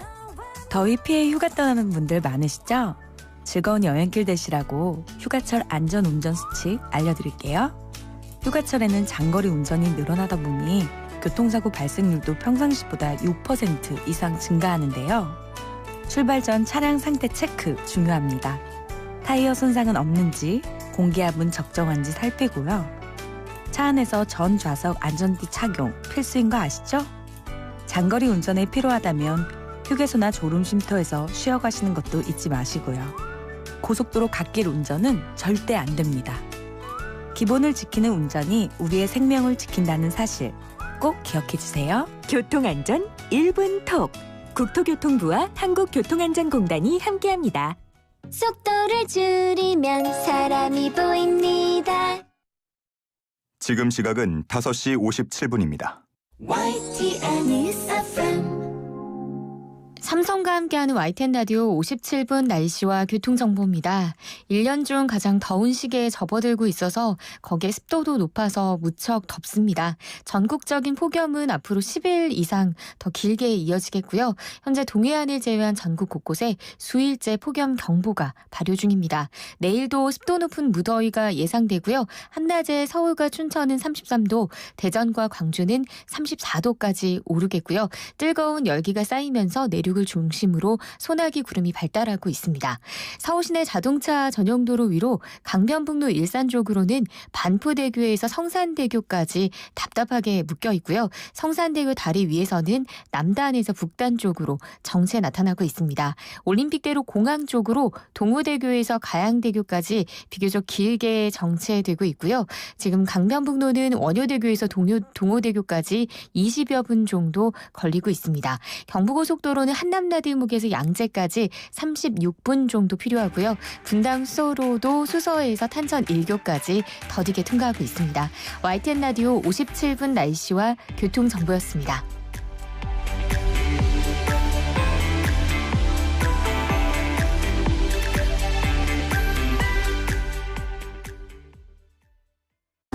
이주 배경 인구 250만 시대. 그 속에 우리 친구들도 있습니다. 승원이와 농구 대결을 좋아하는 모이부도, 하늘이와 떡볶이를 먹으며 수다를 즐기는 카리나도. 우리에게 중요한 건 우리 모두 친구라는 사실. 우리는 모두 우리입니다. 공익광고협의회. FM 94.5MHz YTN 뉴스 FM입니다. HLQV.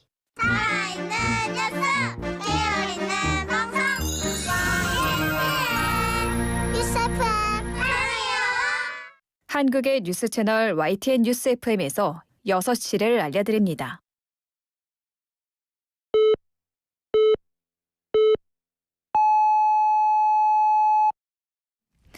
YTN 뉴스 FM 6시 뉴스입니다. 이 시간은 YTN 제공입니다. 더불어민주당을 비롯한 야당은 국회 본회의에서 이른바 노란봉투법을 단독으로 처리했습니다. 국회는 본회의를 열고 노란봉투법 표결을 진행한 결과 찬성 177명, 반대 2명으로 국회 본회의를 통과했습니다. 노란봉투법은 하청 노동자에 대한 원청 책임을 강화하고 파업 노동자에 대한 기업의 손해배상 청구를 제한하는 내용을 담고 있습니다. 해당 법안은 불법 파업 조장법이라며 반대 입장을 피력해온 국민의힘은 야당 강행 처리에 반발해 표결에 불참했습니다. 앞서 지난 21대 국회에서도 야당은 입법을 시도했지만 윤 대통령 거부권 행사로 폐기됐고 22대 국회가 개원한 뒤 일부 규정을 강화해 다시 발의했습니다. 지난 1일 퇴임한 노정희 전 대법관 후임으로 임명 제청된 이수견 후보자의 대법관 임명 동의안이 국회 본회의를 통과했습니다. 재석 의원 271명이 참여한 본회의 표결 결과 이 후보자 임명 동의안은 찬성 206표, 반대 58표, 기권 7표로 가결됐습니다. 이 후보자는 지난 2일 취임한 노경필, 박영재 대법관과 함께 인사청문 절차를 거쳤지만 자녀 비상장 주식 투자 논란 등이 불거지면서 임명한 심사보고서 채택이 한 차례 보류된 바 있습니다. 팀원과 위메프의 대규모 환불 대란 사태를 수사하는 검찰이 강제 수사를 이어가고 있습니다. 서울중앙지방검찰청은 오늘 팀원과 위메프, 큐텐테크놀로지 사무실 등 3곳에 대해 사흘째 압수수색을 진행했습니다. 검찰은 지난 1일 이들 법인과 구영배 큐텐그룹 대표 등 경영진 자택까지 10곳을 압수수색한 뒤 계속해서 자료 확보에 주력하고 있습니다.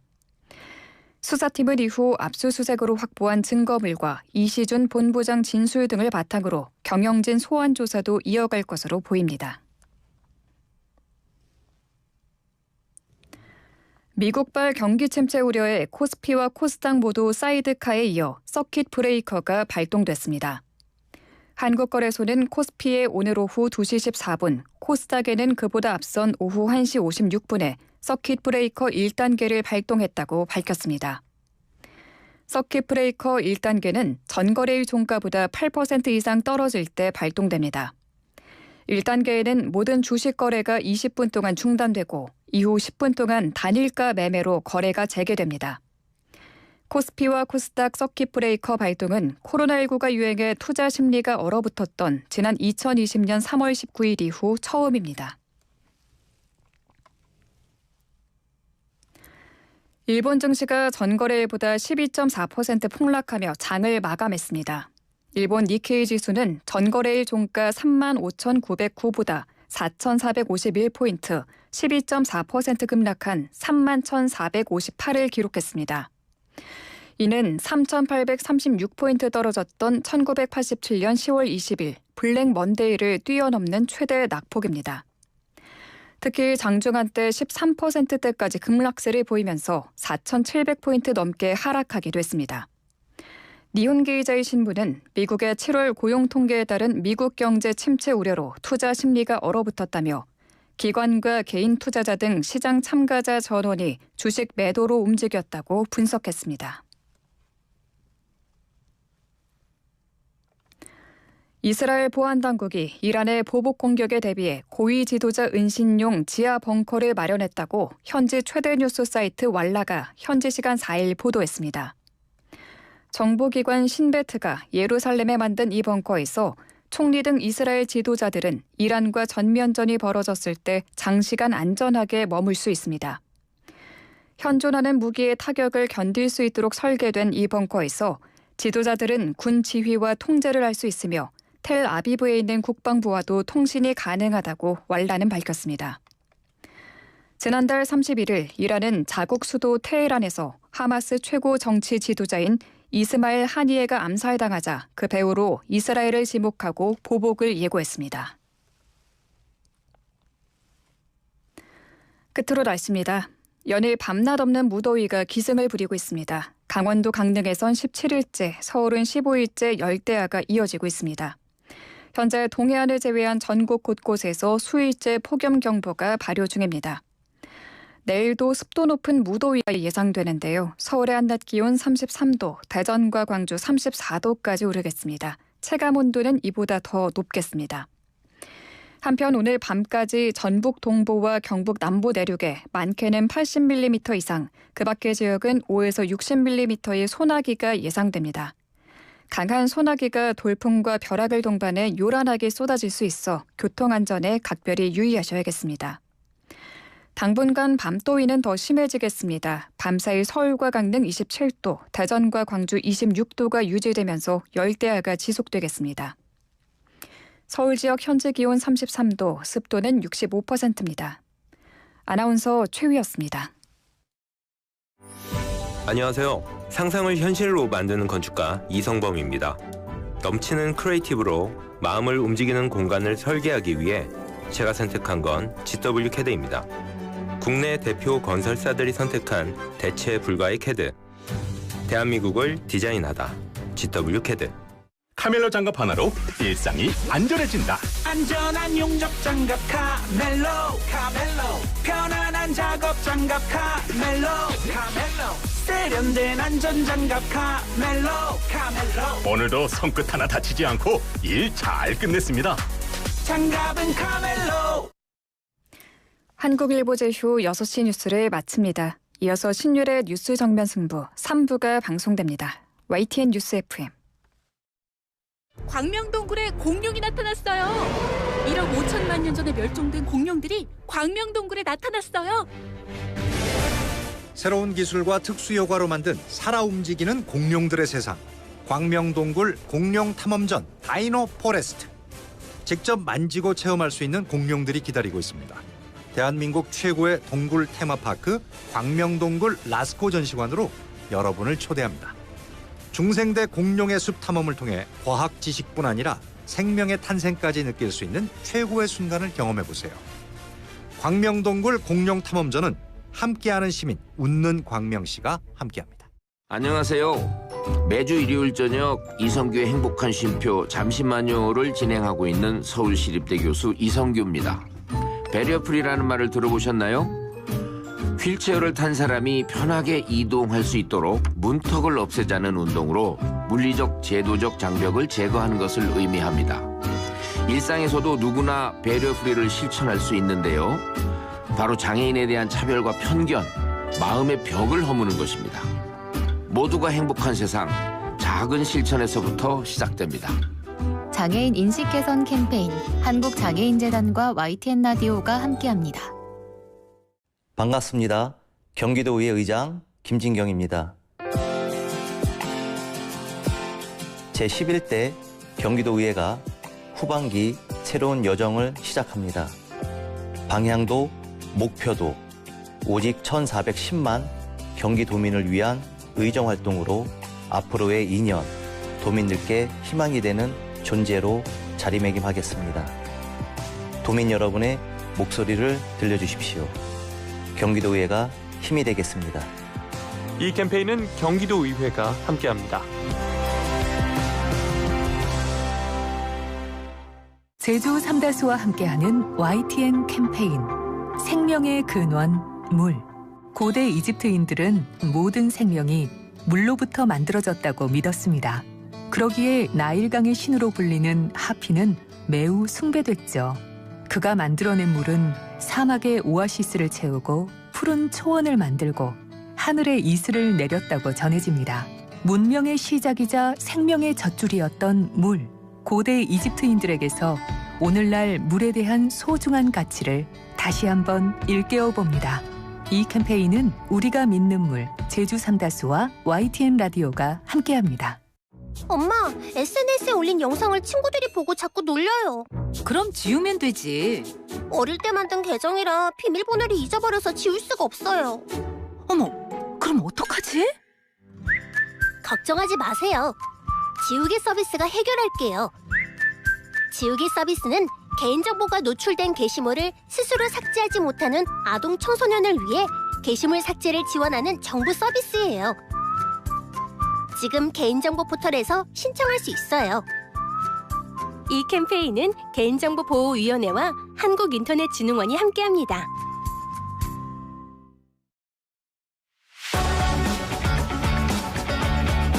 치우치지 않은 공정함에 깊이 있는 분석을 더했습니다. 신율의 뉴스 정면 승부.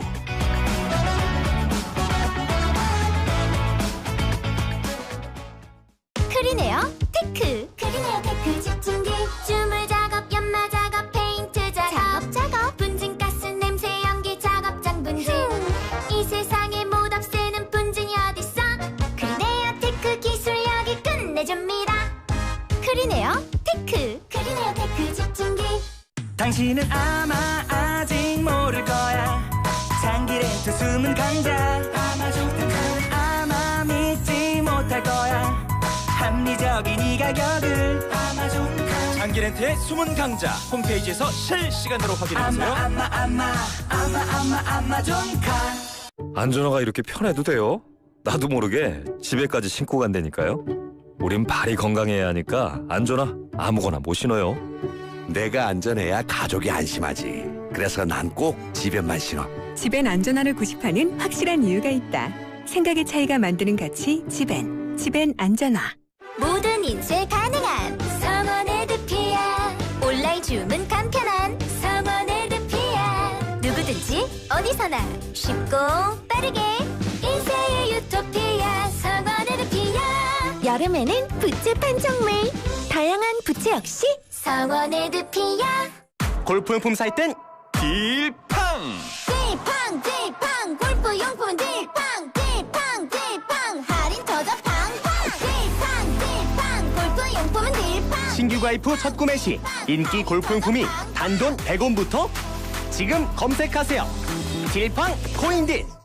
오늘은 또 뭘 먹을까? 점심 전쟁 메뉴 전쟁 출출하니 킹콩 입맛 도는 킹콩 보는 순간 구집에서 배부르네.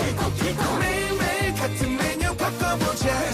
신상가는 무한 리필 킹콩 하면 부대찌개 하면 킹콩 부대찌개.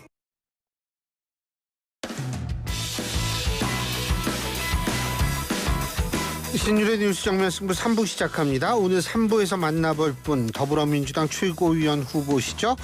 김민석 의원입니다. 김민석 의원 지금 전화 연결돼 있습니다. 의원님 안녕하십니까? 네, 안녕하세요. 예. 아유, 누적 득표율 1위 올라서셨어요. 축하드립니다. 감사합니다. 지금 이런 투표 결과가 나오게 된 이유 뭐라고 보십니까? 근데 뭐 아직 사실 투표가 수도권도 남고 그래서요. 예. 또 ARS도 남고 해서 꽤 많이 남았습니다. 거의 근 반 정도가 남아서 아직 뭐 결과를 최종 결과도 아니고 해서 지금 뭐 그 현재의 누적 투표 1위를 갖고 이야기하기 좀 그렇고요. 근데 어쨌든 8분 후보 중에 5분을 추려나가는 과정이 진행되면서 그 중에 누구를 또 이제 전체적으로 최고위원 내에서 최고위원 중에 조금 더 중심을 잡는 역할을 또 맡길 것이냐에 대한 당원들의 판단도 동시에 이제 투 트랙으로 진행이 되는 것 같습니다. 그래서 뭐 그 차원에서의 판단에서 필요한 싸움을 하면서도 또 안정감을 동시에 고려해야 되는 측면이 조금 반영되는 거 아닌가 이렇게 생각이 드는데요. 그래도 아무래도 수도권 같은 경우에는 사실은 좀 스윙 보터들도 많고 그렇기 때문에 어떻게 보세요? 뭐 일각에선 김민석 의원이 그래도 좀 더 유리하지 않을까 이런 예측도 나오더라고요. 저한테 그렇게 여쭤보시면 저는 당연히 그럴 거라고 말씀을 드려야죠. 예. 그래도 호남에서 1등 잘 나오신 거는 굉장히 의미가 있잖아요.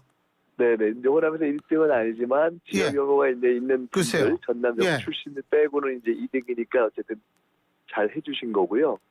수도권에 지금 현재 뭐 선거구가 있기도 하고 전체적인 이제 흐름이 평균적으로 반영이 된다고 보면 그래도 많이 도와주시지 않을까 기대를 하고 있습니다.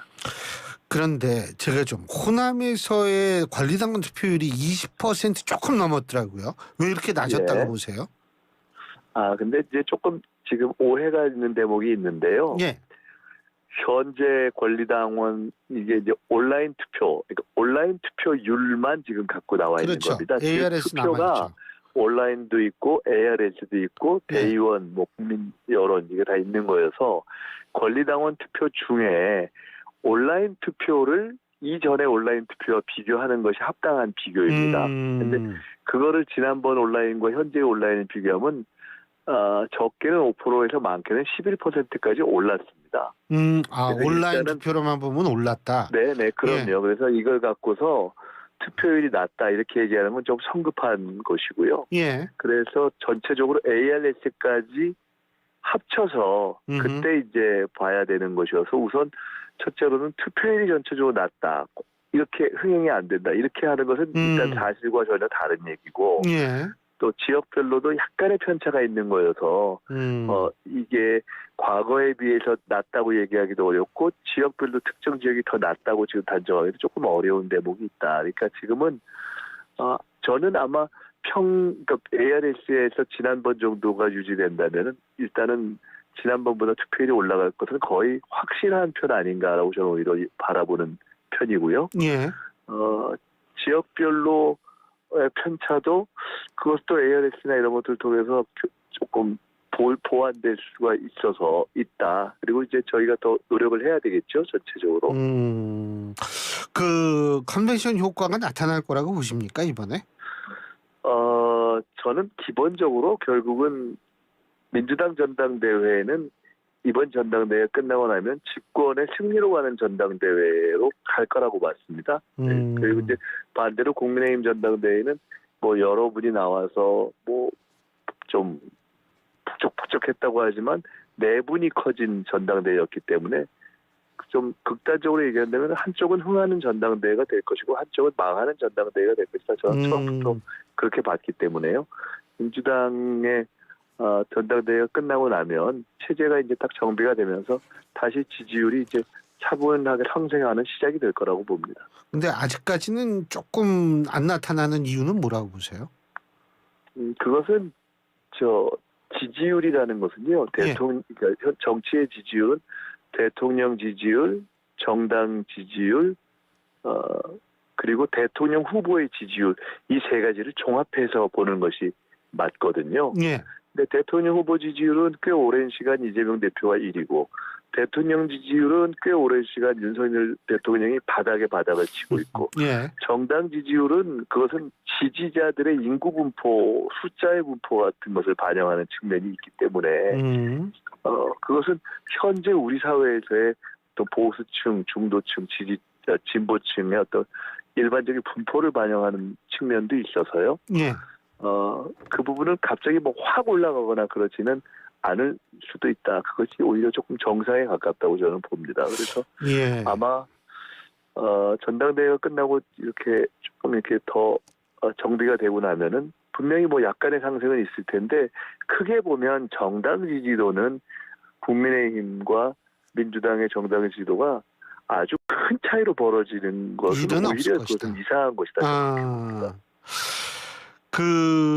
어쨌든 김민석 의원님께서 지금 상당히 선전을 하게 되는 이유 중에 하나도 어쨌든 이재명 대표와 친명들이 또 상당히 우리 김민석 의원님을 좀 좋게 생각해서 그렇다 이런 얘기도 있는데 거기 동의하시는 것 같더라고요.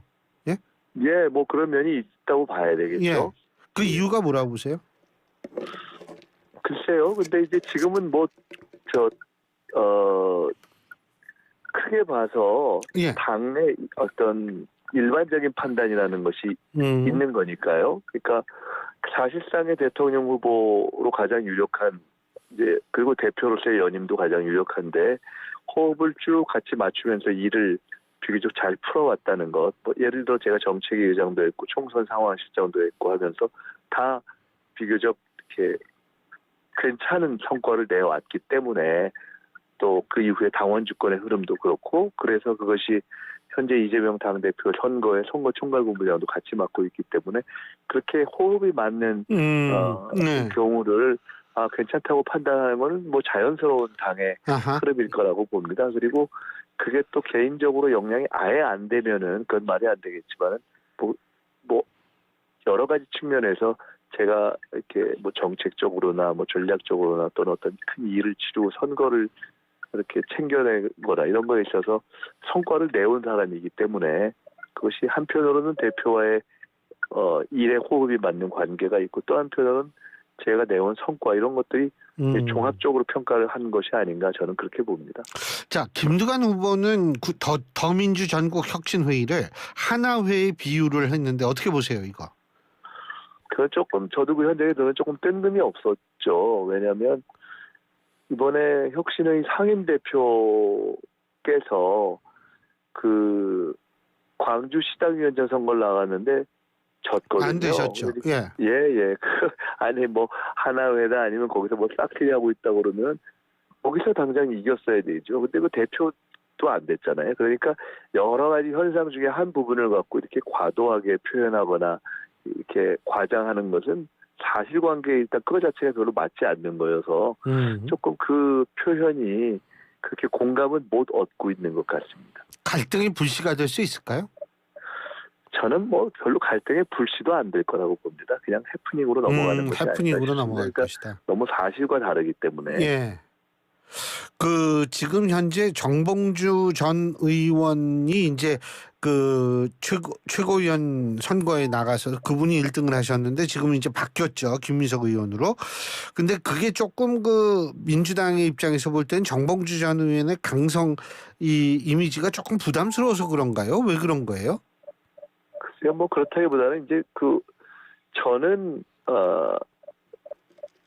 그러니까 개인전뿐만 아니라 단체전을 이끌어본 경험이 있는 유일한 후보고, 그다음에 이제 정치가 공격적인 것도 필요하고 또 때로는 방어도 하고 또 전략도 필요하고 선거도 해야 되고 정책도 해야 되고 이런 종합 종목이지 않습니까? 그래서 이렇게 시간이 지나면서 그런 단체전을 이끌 수 있는 종합 종목에서의 종합 전력을 평가하는 곳에서 제가 천천히 자연스럽게 이렇게 상승해온 것이 아닌가 이렇게 보기 때문에 특별히 정봉주 후보에 대해서 뭐 어떤 점이 조금 걱정이 돼서 그랬다거나 그렇게 보지는 않으시는 거고요. 그런 것이 뭐 개별적으로나 이런 부분이 있을 수도 있겠지만은 꼭 그런 것 때문이라고 이렇게 보기는 좀 그런 것 같습니다.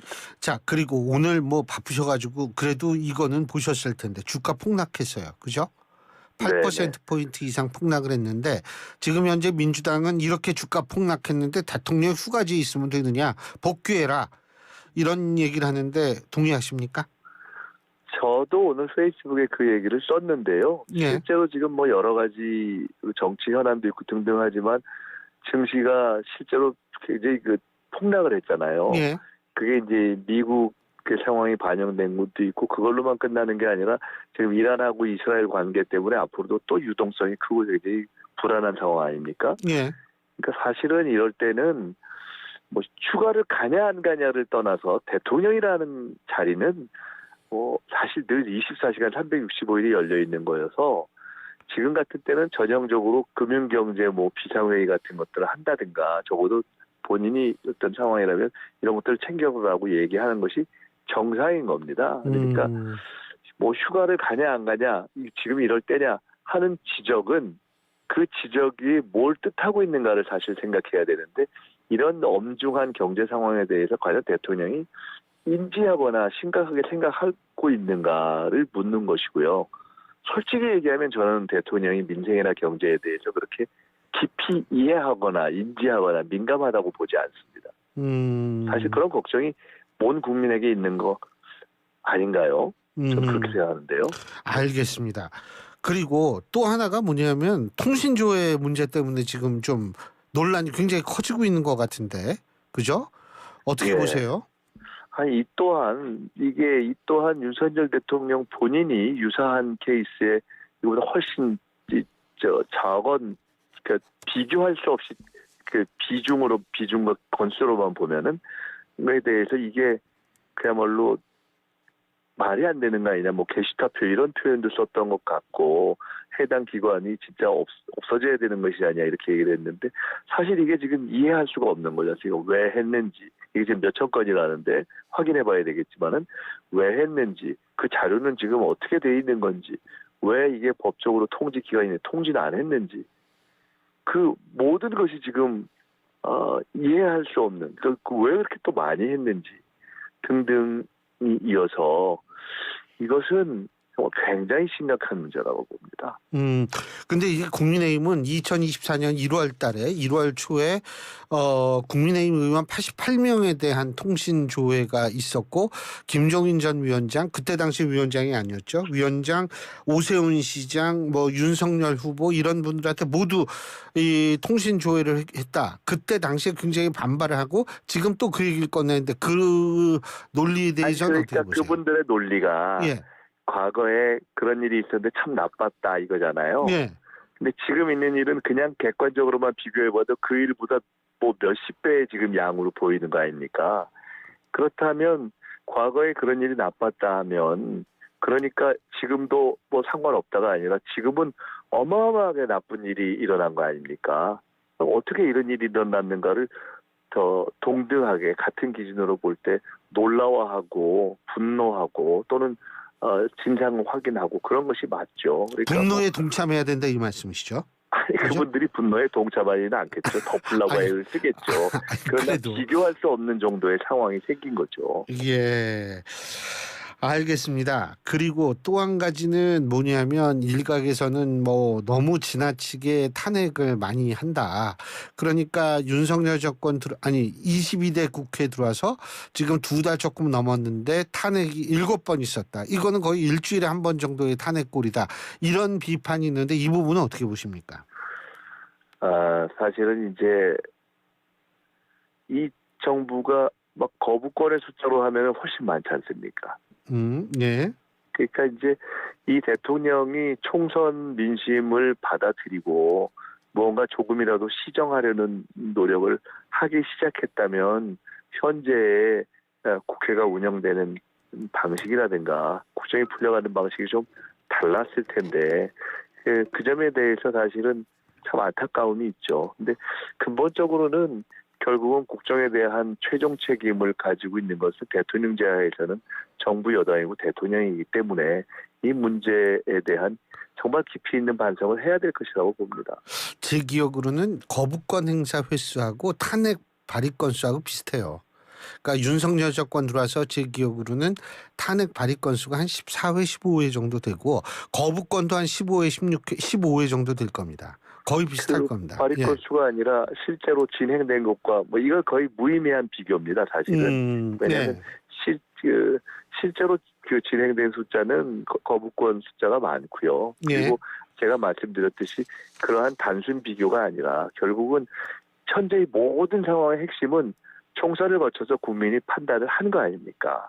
국민 총선을 거쳐서 심판을 했으니 반성하고 국정제도를 바꿔라 이렇게 했는데 그런 변화가 없어서 생기는 문제고 사실은 최혜병 특검도 그렇고 여러 현안들을 이렇게 살펴보고 들추고 확인하면 확인할수록 그 모든 것의 중심에 심지어 이거 알고 보니까 김건희 정권이네 라고까지 국민들이 생각할 정도의 그 문제의 핵심 문제가 있고 거기서부터 모든 문제가 발생하고 진전이 안 되는 거여서 저는 그 문제에 대한 근본적인 변화가 이 모든 것을 푸는 시작이라고 봅니다. 노란봉투법 오늘 국회에 통과했죠? 네. 근데 이제 그거 발의하고 통과시킬 때 대통령 거부권 행사한다라고 생각 안 하셨을까요? 민주당 의원님들은? 글쎄요. 이제 그런 가능성이 상당히 있을 수 있다고 봐야 되겠죠. 그렇지만 저희들이 그렇다고 해서 국회가 필요한 일을 대통령이 옳지 못하게 이것을 거부할 것이다라는 것 때문에 그러면은 그것을 생각해서 국회가 필요한 법들을 통과시키지 않아야 하는가? 그것은 맞지 않죠. 근데 이게 어떻게 문제를 풀어야 될까요? 이거. 그러니까 뭐냐면 지금 국회가 거의 이 마비가 돼 있다라는 얘기들을 많이 하는데 이거 어떻게 풀려야죠? 결국은 이제 크게 보면은 정치적인 현안들이 있고 우리가 조금 더 좁은 의미의 민생 현안이 있지 않습니까? 근데 사실은 그것도 기계적으로 나눌 수는 없습니다. 왜냐하면 최혜병 특검 같은 것을 꼭 정치적인 현안이라고 볼 수는 없죠. 국민, 청년, 젊은이의 생명이 걸려있는 가장 소중한 민생의 문제라고 볼 수 있기 때문에 그것을 그냥 이거는 정치 현안이다 이렇게 얘기하는 건 저는 옳지 않다고 생각을 합니다. 그런데 어쨌든 우리가 흔히 민생 현안이라고 하고 여야 간에 조금 더 대화를 해서 좁혀갈 수 있는 현안들도 계속 해가야 되죠. 그러니까 그런 부분도 저희들이 여야 간에 가능한 절충을 통해서 통과시키는 범위를 넓혀가는 노력을 해야 되고요. 그러나 그렇다고 해서 국민적인 요구와 명확한 정치적인 요구를 대통령이 거부권을 할 것이라고 해서 저희들이 지레 포기하고 할 수는 없다고 봅니다. 그 부분에 있어서 명확하게 할 것들을 하면서 그 국회가 조금 더 노력해서 필요하다면은 그야말로 뭐 내내 쉬지 않고 일을 해서라도 통과되는 민생 법안의 수를 늘리는 방식으로 저는 하면 된다고 봅니다. 그렇게 해가야죠. 잘 알겠습니다. 요새 날씨 더운데 선거운동 하시기 힘드실 텐데 건강 잘 챙기세요. 네네, 고맙습니다. 오늘 말씀 잘 들었습니다. 고맙습니다. 네, 감사합니다. 지금까지 더불어민주당 최고위원 후보시죠. 김민석 의원과 얘기 나눴고요. 신율의 뉴스 정면 승부 3부 순서 여기서 줄입니다. 잠시 뒤 4부에서 뵙죠. 그때도 지금도 내일도 Still Love 대한민국. 안녕하십니까. 대한민국 전몰군경 유족회 회장 김영수입니다.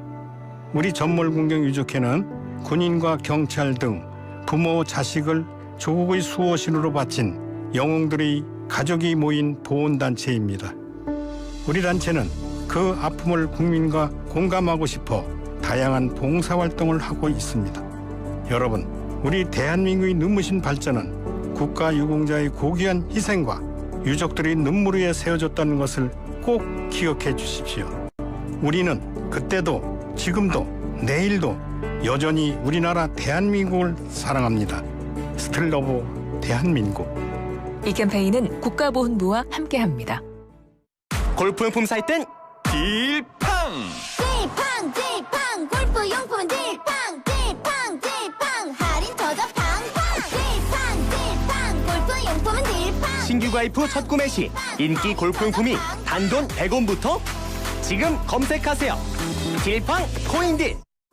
고용허가제는 국내 인력을 구하지 못한 중소기업이 정부로부터 고용허가서를 발급받아 외국 인력을 고용할 수 있는 제도입니다. 올해 3회차 신규 외국인 고용허가 신청은 8월 5일부터 16일까지 가능하고 업종은 제조업, 조선업, 건설업, 농축산업, 어업, 서비스업, 임업, 광업 분야입니다. 특히 올해 2회차부터는 한식, 외국식 음식점업과 호텔, 콘도업뿐만 아니라 임업, 광업 분야도 외국 인력 신규 고용이 가능합니다. 자세한 사항은 EPS 외국인 고용관리 시스템의 공지사항을 참고해 주시기 바랍니다. 이 캠페인은 고용노동부와 한국산업인력공단이 함께합니다. 안녕하세요. 배우 주연영, 가수 추입니다. 와, 진짜 많네요. 이렇게 많을 줄은 상상도 못했어요. 요즘 센스 있는 사람 정말 많지 않아요? 여름철 실내 온도는 26도로 시원한 옷으로 더 쾌적하게. 안 쓰는 플러그 정리는 재빠르게. 문 닫고 냉방하는 세심함. 아, 멋져. 이런 센스들이 모여 만드는 에너지 센스. 언제 어디서나 저 주연영 그리고 저 추와 함께해요. 이 캠페인은 산업통상자원부와 대한민국 에너지 공공기관이 함께합니다.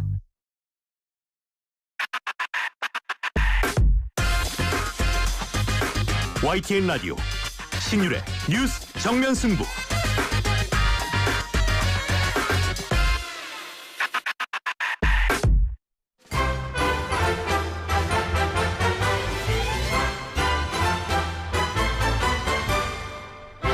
예, 여러분 신율의 뉴스 정면 승부 4부 시작할 텐데요. 재성의 신이시죠. 그리고 끝에 신자가 들어가는 분이 있습니다. 바로 메타보이스의 김봉신 부대표. 이 두 신이 함께하는 신과 함께 오늘도 여론조사 짚어보겠습니다. 메타보이스의 김봉신 부대표 나와 계십니다. 어서 오십시오. 안녕하십니까? 예. 저는 뒤에 있습니다, 신이. 아, 글쎄요. 전 앞신이고 뒤신이고. 예. 근데 어쭈 오늘은 미국 대선. 아, 예, 미국 대선. 아, 미국 대선 중요해요. 예. 사실은 미국 대선 결과가 우리나라 국내 정치에 엄청난 영향을 주거든요. 예. 경제에도 영향을 주고 안보에도 영향을 주고. 야, 참고로 미국 항모가 몇 대인지 아세요? 미국 항모요? 예. 잘 모르겠습니다. 11대거든요. 아, 13대인 줄 알았네요. 11대인데 3분의 1씩 나눠가지고 3분의 1은 작전 지역에 배치되고 3분의 1은 작전 지역에 가요. 이제 왜 등치가 크니까 천천히 가잖아요. 예. 나머지 3분의 1은 고치러 들어갑니다. 수리하러.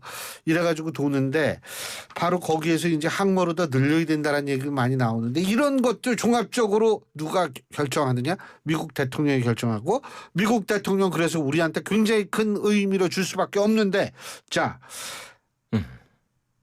근데 원래 해리스가 말이에요. 예. 부통령 시절에 그렇게 평가가 좋지가 않았어요. 근데 등장하니까 이거 쭉쭉 커요. 예? 지금 박빙이라며요. 박빙인 것 같습니다. 모든 여론조사가 대부분 박빙이고요. 여론조사를 완전히 이제 모아놓은 사이트 같은 것들을 보면은 그다지 큰 차이가 없습니다. 그러니까 큰 차이를 보인다고 해가지고 한 5%포인트 격차 있다라고 보여지는 것도 사실은 이게 다 오차범위 이내이기 때문에 별로 차이가 없습니다. 지금 같은 경우에 CBS 유고부가 조사해서 CBS에서 발표한 걸로 따져도 요 CBS는 미국 CBS. 예, 미국 CBS. 예, 2%포인트 격차로 이제 해리스가 앞서간다고 하는데 이게 오차범위 이내거든요. 그래서 49대 47. 이렇게 되면은 그리고 또 사실은 다른 조사기관도 별로 크게 다르지가 않습니다. 가령 모닝 컨설트 같은 경우도 47대 46 해서 해리스가 약간 앞선다 그러는데 이거를 왜 이렇게 크게 방송하나 언론들에서 왜 이렇게 크게 다루나 했더니 그 전에 사실은 바이든 대통령이 거의 이제 후보다라고 되어 있었던 상황에서 약간 밀렸었습니다. 그렇죠. 예, 거의 박빙이었다가 그때 6월 며칠이었죠? 27일? 예, 그때 날짜 기억 못해요. 예, TV 토론을 이제 갑자기 했다 해서 그때 좀 실수를 좀 많이 했다라고 한 후에 아마 좀 되게 좀 흔들렸던 것 같고요. 그 다음에는 펜실베이니아에서 저격을 당했죠. 예, 피격을 당했죠.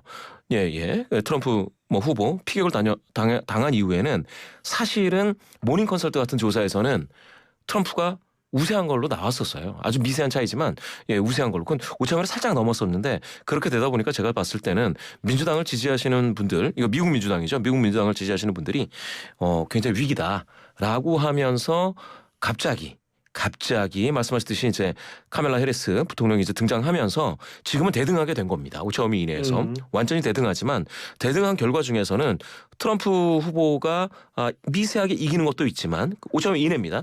해리스 부통령이 또 미세하게 이기는 것도 있으니까 이러면 좀 해볼 만하지 않나라는 이야기들이 나오고 있는 거죠. 그러다 보니까 민주당이 거의 뭐 질 것처럼 미국 민주당이죠. 미국 민주당 바이든 대통령이 질 것처럼 다들 알고 있다가 지금 카멜라 해리스 부통령이 등장하면서 이게 해볼 만한 게임이 됐다라고 돼서 지금 언론들이 확 뭐 불을 지르는 것처럼 해리스도 이길 수 있다. 이렇게 나오는 것 같습니다. 6월 27일 맞답니다. 우리 박재 PD가 그러는. 예. 그런데 이게 사실 미국은 우리나라랑 다르게 간선제잖아요. 그러니까 그러니까 미국의 대선이라는 것은 사실은 선거인단을 뽑는 거죠. 엄밀히 얘기를 한다면 각 정당이 선거인단 리스트를 발표를 하고 유권자들은 이제 거기 가서 민주당, 공화당 이렇게 둘 중에 하나를 찍으면 예를 들면 A라는 주가 있을 때 그 A라는 주에서 공화당이 한 표라도 더 많이 얻으면은 그 주의 선거인단을 모두 가져가는 이런 시스템이죠. 그죠? 그런데 물론 메인하고 네브라스카 두 개 주는 퍼센테이지로 나눕니다. 득표율에 따라서 선거인단 숫자도 나눕니다. 이 두 개 준. 하지만 나머지 주는 전부 이제 위너 텍소 이기는 사람이 다 가져가는 선거인단을 이런 식이 돼버리는 거고 그리고 그 선거인단 우리가 생각할 땐 이렇거든요. 야, 그 선거인단이 딱 공화당 이게 이제 다 이 뭐죠? 공화당이 다 가져가거나 민주당이 다 가져왔는데 그 선거인단이 나는 생각이 좀 다른데 그리고 다른 당 찍으면 어떡하지? 라고 하는데 그런 확률은 있기는 있어요. 근데 그렇게 많지가 않습니다. 그렇기 때문에 실제로 그런 걱정은 안 하셔도 되는데 가장 중요한 거는 이런 시스템인 미국의 대선 여론조사가 과연 우리나라처럼 맞을 수 있을까 이런 의문이 드는데 어떻게 보세요? 예. 정확히 말씀을 다 해주셨기 때문에 뭐 제가 덧붙일 거는 없는데 사실 되게 미안하네. 나 그런 의도로 얘기한 거 아니었는데. 2016년에 얘가 아주 정확하게 번 교수님 말씀 주신 그 부분을 설명할 수 있다라고 보는데요. 사실은 당시에 이제 클린턴 후보가 여론조사에서도 괜찮았습니다. 힐러리 클린턴 말씀하시는 거죠? 힐러리 클린턴이 사실은 상당히 앞섰고 TV 토론 결과에서도 힐러리 클린턴이 앞섰다. 그러면서 TV 토론을 하고 났더니 트럼프가 더 저조했다. 뭐 TV 토론 결과만으로 놓고 보면 힐러리 클린턴이 무조건 이긴다. 이런 정도까지 벌어지는 결과도 나왔었습니다. 여론에서는. 그런데 방금 말씀하신 것처럼 표로도 국민들의 한 표 한 표를 다 카운트했을 때 그 표를 따졌을 때에도 득표율이 더 많죠. 더 많이 얻었습니다. 맞아요. 힐러리 클린턴이. 무려 280만 표 넘게 더 얻었었습니다. 그렇지만 방금 말씀 주신 것처럼 지금 뭐 승자독식 각 주에서 승자독식 형태로 선거인단을 뽑아버리기 때문에 큰 주에서 미세하게 이기더라도 큰 주. 가령 뭐 캘리포니아라든지 다 가져가면 되는 거죠. 그렇죠. 텍사스라든지 이런 곳에서 다 가져가 버리면 그거는 이제 표를 얻는 거나 여론이나 이거하고 무관하게 이길 수가 있죠. 당시 2016년에 그래서 그렇게 여론이라든지 표에서 밀렸던 당시에 이제 트럼프 후보가 306명의 선거인단을 취하게 되고 그에 비하면 클린턴 후보는 232명으로서 굉장히 저조했죠. 비교하면 이건 말도 안 되죠. 표로서는 훨씬 더 많이 얻었는데 당연히 대한민국 같으면 이게 크게 문제될 것도 같은데 미국은 이게 헌법적 신을 또 존중한다고 해서 이게 그대로 넘어가더라고요. 옛날에 엘고어 후보도 마찬가지였을 거예요. 아마 5명 미국 역사상에 5명으로 제가 알고 있는데 이때 힐러리 클린턴이 가장 큰 격차로 역사에 이제 기록이 됐고요. 말씀 주신 것처럼 그렇게 미세하게 선거인단을 더 못 가져와서 패배한 후보들이 꽤 있었던 거죠. 몇 명 더 있었던 거죠. 그렇게 따지면은 이번 여기서 이제 270-2win이라는 사이트에서 이제 보게 되면 여기에서는 이게 지금은 이제 해리스 아니겠습니까? 그런데 이 바이든 시절에도 바이든이 후보였던 때에도 그러니까 뭐 한 달 전쯤에도 사실은 트럼프가 더 많은 선거인단을 당장 확보해놨다. 그게 한 251명이다. 근데 270명까지만 선거인단을 확보하면 이제 그 70명을 넘으면 이제 이기는 거니까요. 전체가 이제 538명이니까 한 270명 정도만 그 마음을 얻으면, 근데 그 마음이 아니고 바로 선거인단은 말씀 주신 것처럼 주별로 순서독식으로 다 얻게 되니 주의 마음을 얻으면, 주에 있는 유권자들 마음을 얻으면 270명을 달성하게 되는데, 그러면 이 트럼프는 251명입니다, 지금. 그럼 19명 부족하지 않습니까? 그런데 민주당은 트럼프도 또 해리스도 226명에서 아직은 이 사이트에서 분석하기에는 아직은 좀 트럼프보다는 못하더라. 이렇게 지금 나오고 있습니다. 누가 나오건. 예, 지금 해리스도 이 사이트에서 앞서가지 못하고 있습니다. 그래서 226대 251인데요. 이 상황에서 대표적인 스윙 스테이트라는 이제 펜실베니아에서 트럼프 후보가 귀 바로 윗부분을 이제 거의 러스트벨트죠. 러스트벨트이면서 이게 2016년, 2020년에 대표적인 스윙 스테이트입니다. 스윙 스테이트 치고는 가장 많습니다. 선거인단이 19명입니다. 그러니까 펜실베니아에서 2020년에는 펜실베니아가 민주당 후보 바이든 손을 들어줬는데, 만약에 이번에 펜실베니아가 19명의 선거인단이 전부 다 트럼프 손을 들어주면 사실은 2702윈이라는 이 사이트의 분석에 의하면 270명을 달성합니다. 최대의 스윙 스테이트가 펜실베니아죠. 참 재미있게도 펜실베니아에서 피격당했습니다. 맞아요. 예. 아니 그게 참, 그래서 지금 펜실베니아도 그렇고 선벨트도 트럼프한테 유리하고, 그런데 일각에선 이런 얘기를 하더라고요. 우리나라는 이미 여성 대통령이 나왔어요.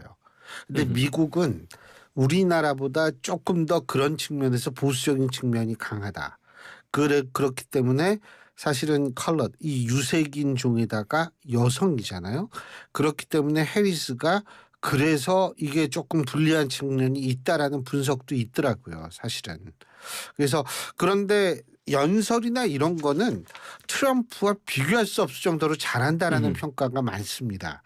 그래서 이게 지금 어쨌든 어떻게 될지는 모르는데, 이 애리조나, 네바다 뭐 이런 데는 어떤지 모르겠어요. 여기도 사실은 좀 보수적인 세가 강한 데인데.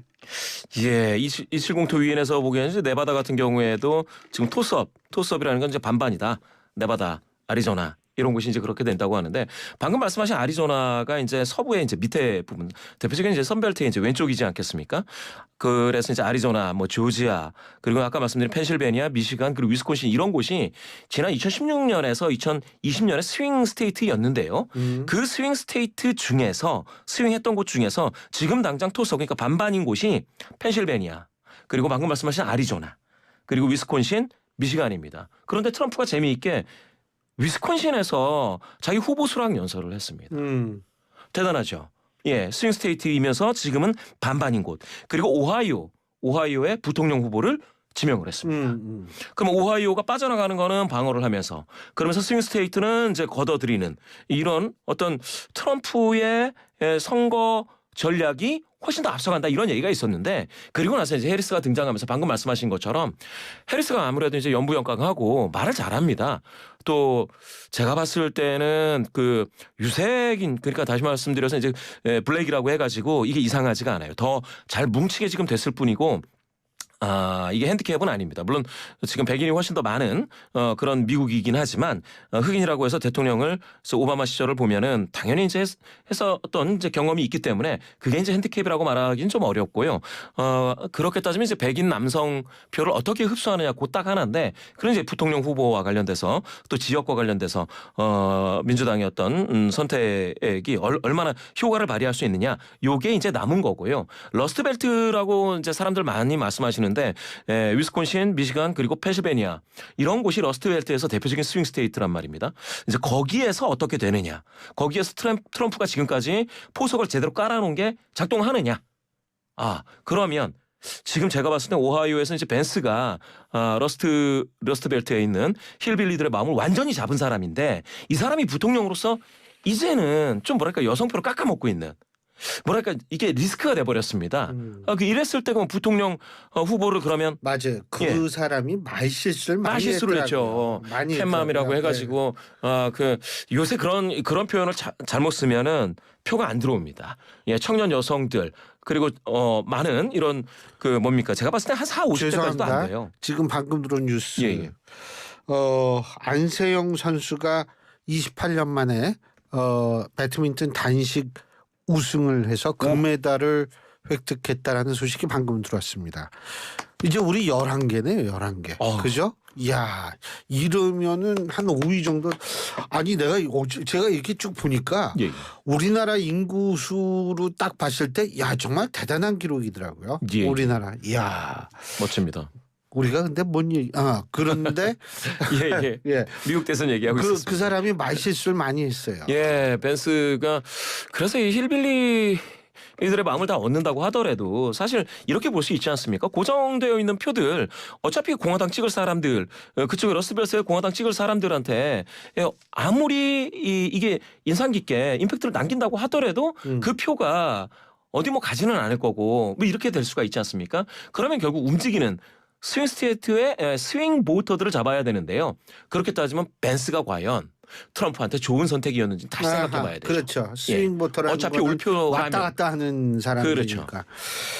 자, 간단하게 좀 전에 우리 김민석 의원하고 인터뷰했는데 지금 그 민주당 우리나라 민주당 얘기를 조금 그 전당대회를 보면은 어떻게 보세요?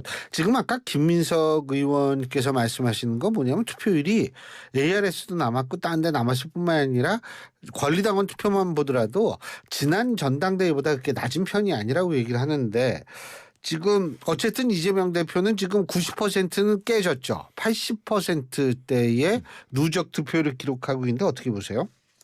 그래도 높은 비율이죠. 80. 높죠. 88. 그래도 뉘앙스가 좀 나요. 얘기하기 덜 민망하죠. 좀 그렇기는 하죠. 조국 대표 같은 경우에 99.9. 그건 굉장히 민망한 거고. 39. 39인데. 야.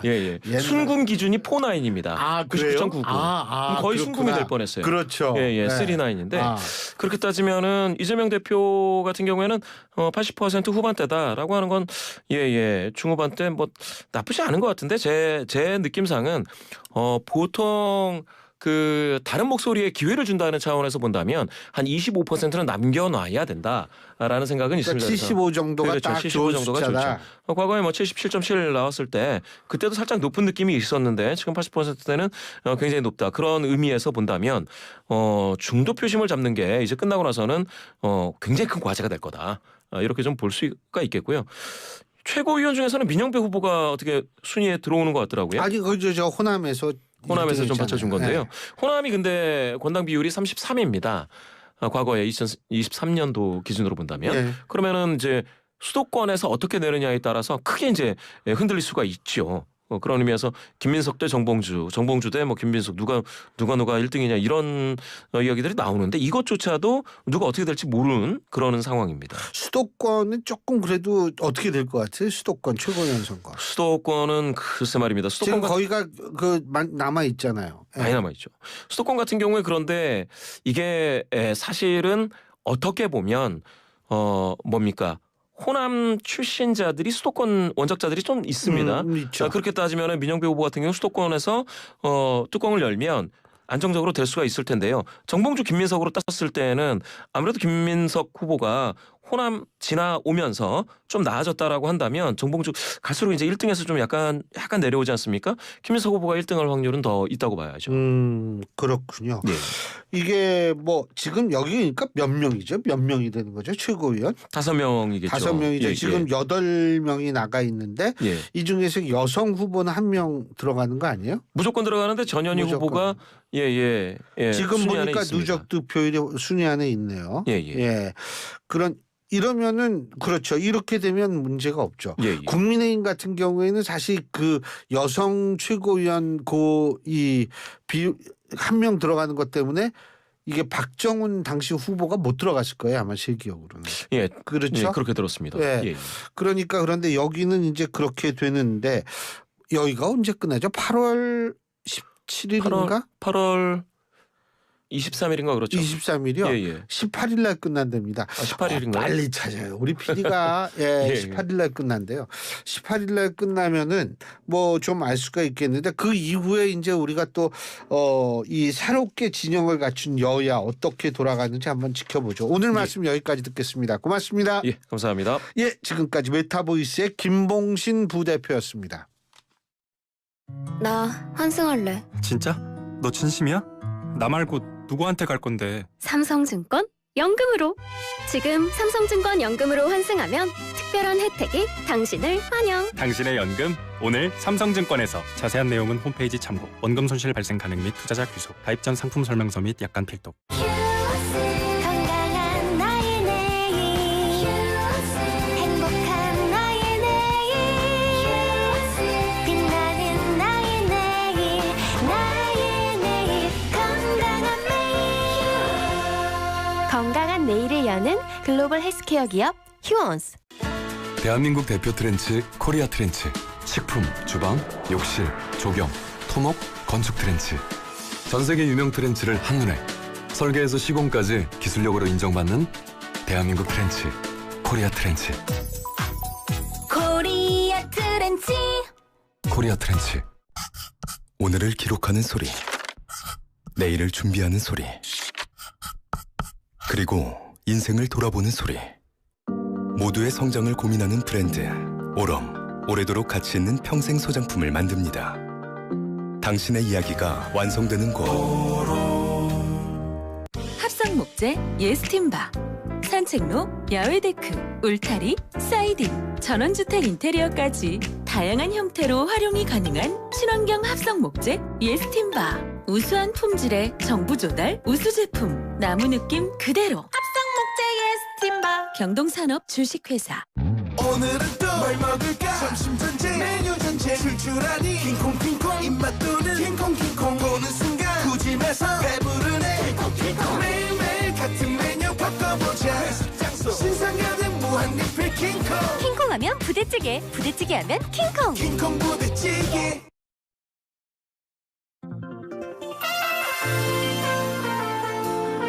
예, 오늘 저희 방송 마지막에 아주 좋은 소식을 전해드릴 수 있어서 기분이 좋았습니다. 우리나라가 투쟁적 종목에 상당히 잘했는데 이 배드민턴 같은 경우에는 정말 여기에서도 금메달을 땄다는 거, 이게 대한민국의 국력에 그리고 대한민국의 저력을 보여주는 순간이 아닌가, 이런 생각이 들었습니다. 자, 신율의 뉴스 정면 승부 오늘 순서는 여기서 줄이죠. 저는 내일 저녁 5시에 여러분 다시 찾아뵙겠습니다. 덥지만 행복한 저녁 시간 되시기 바라겠습니다. 신율이었습니다. 고맙습니다.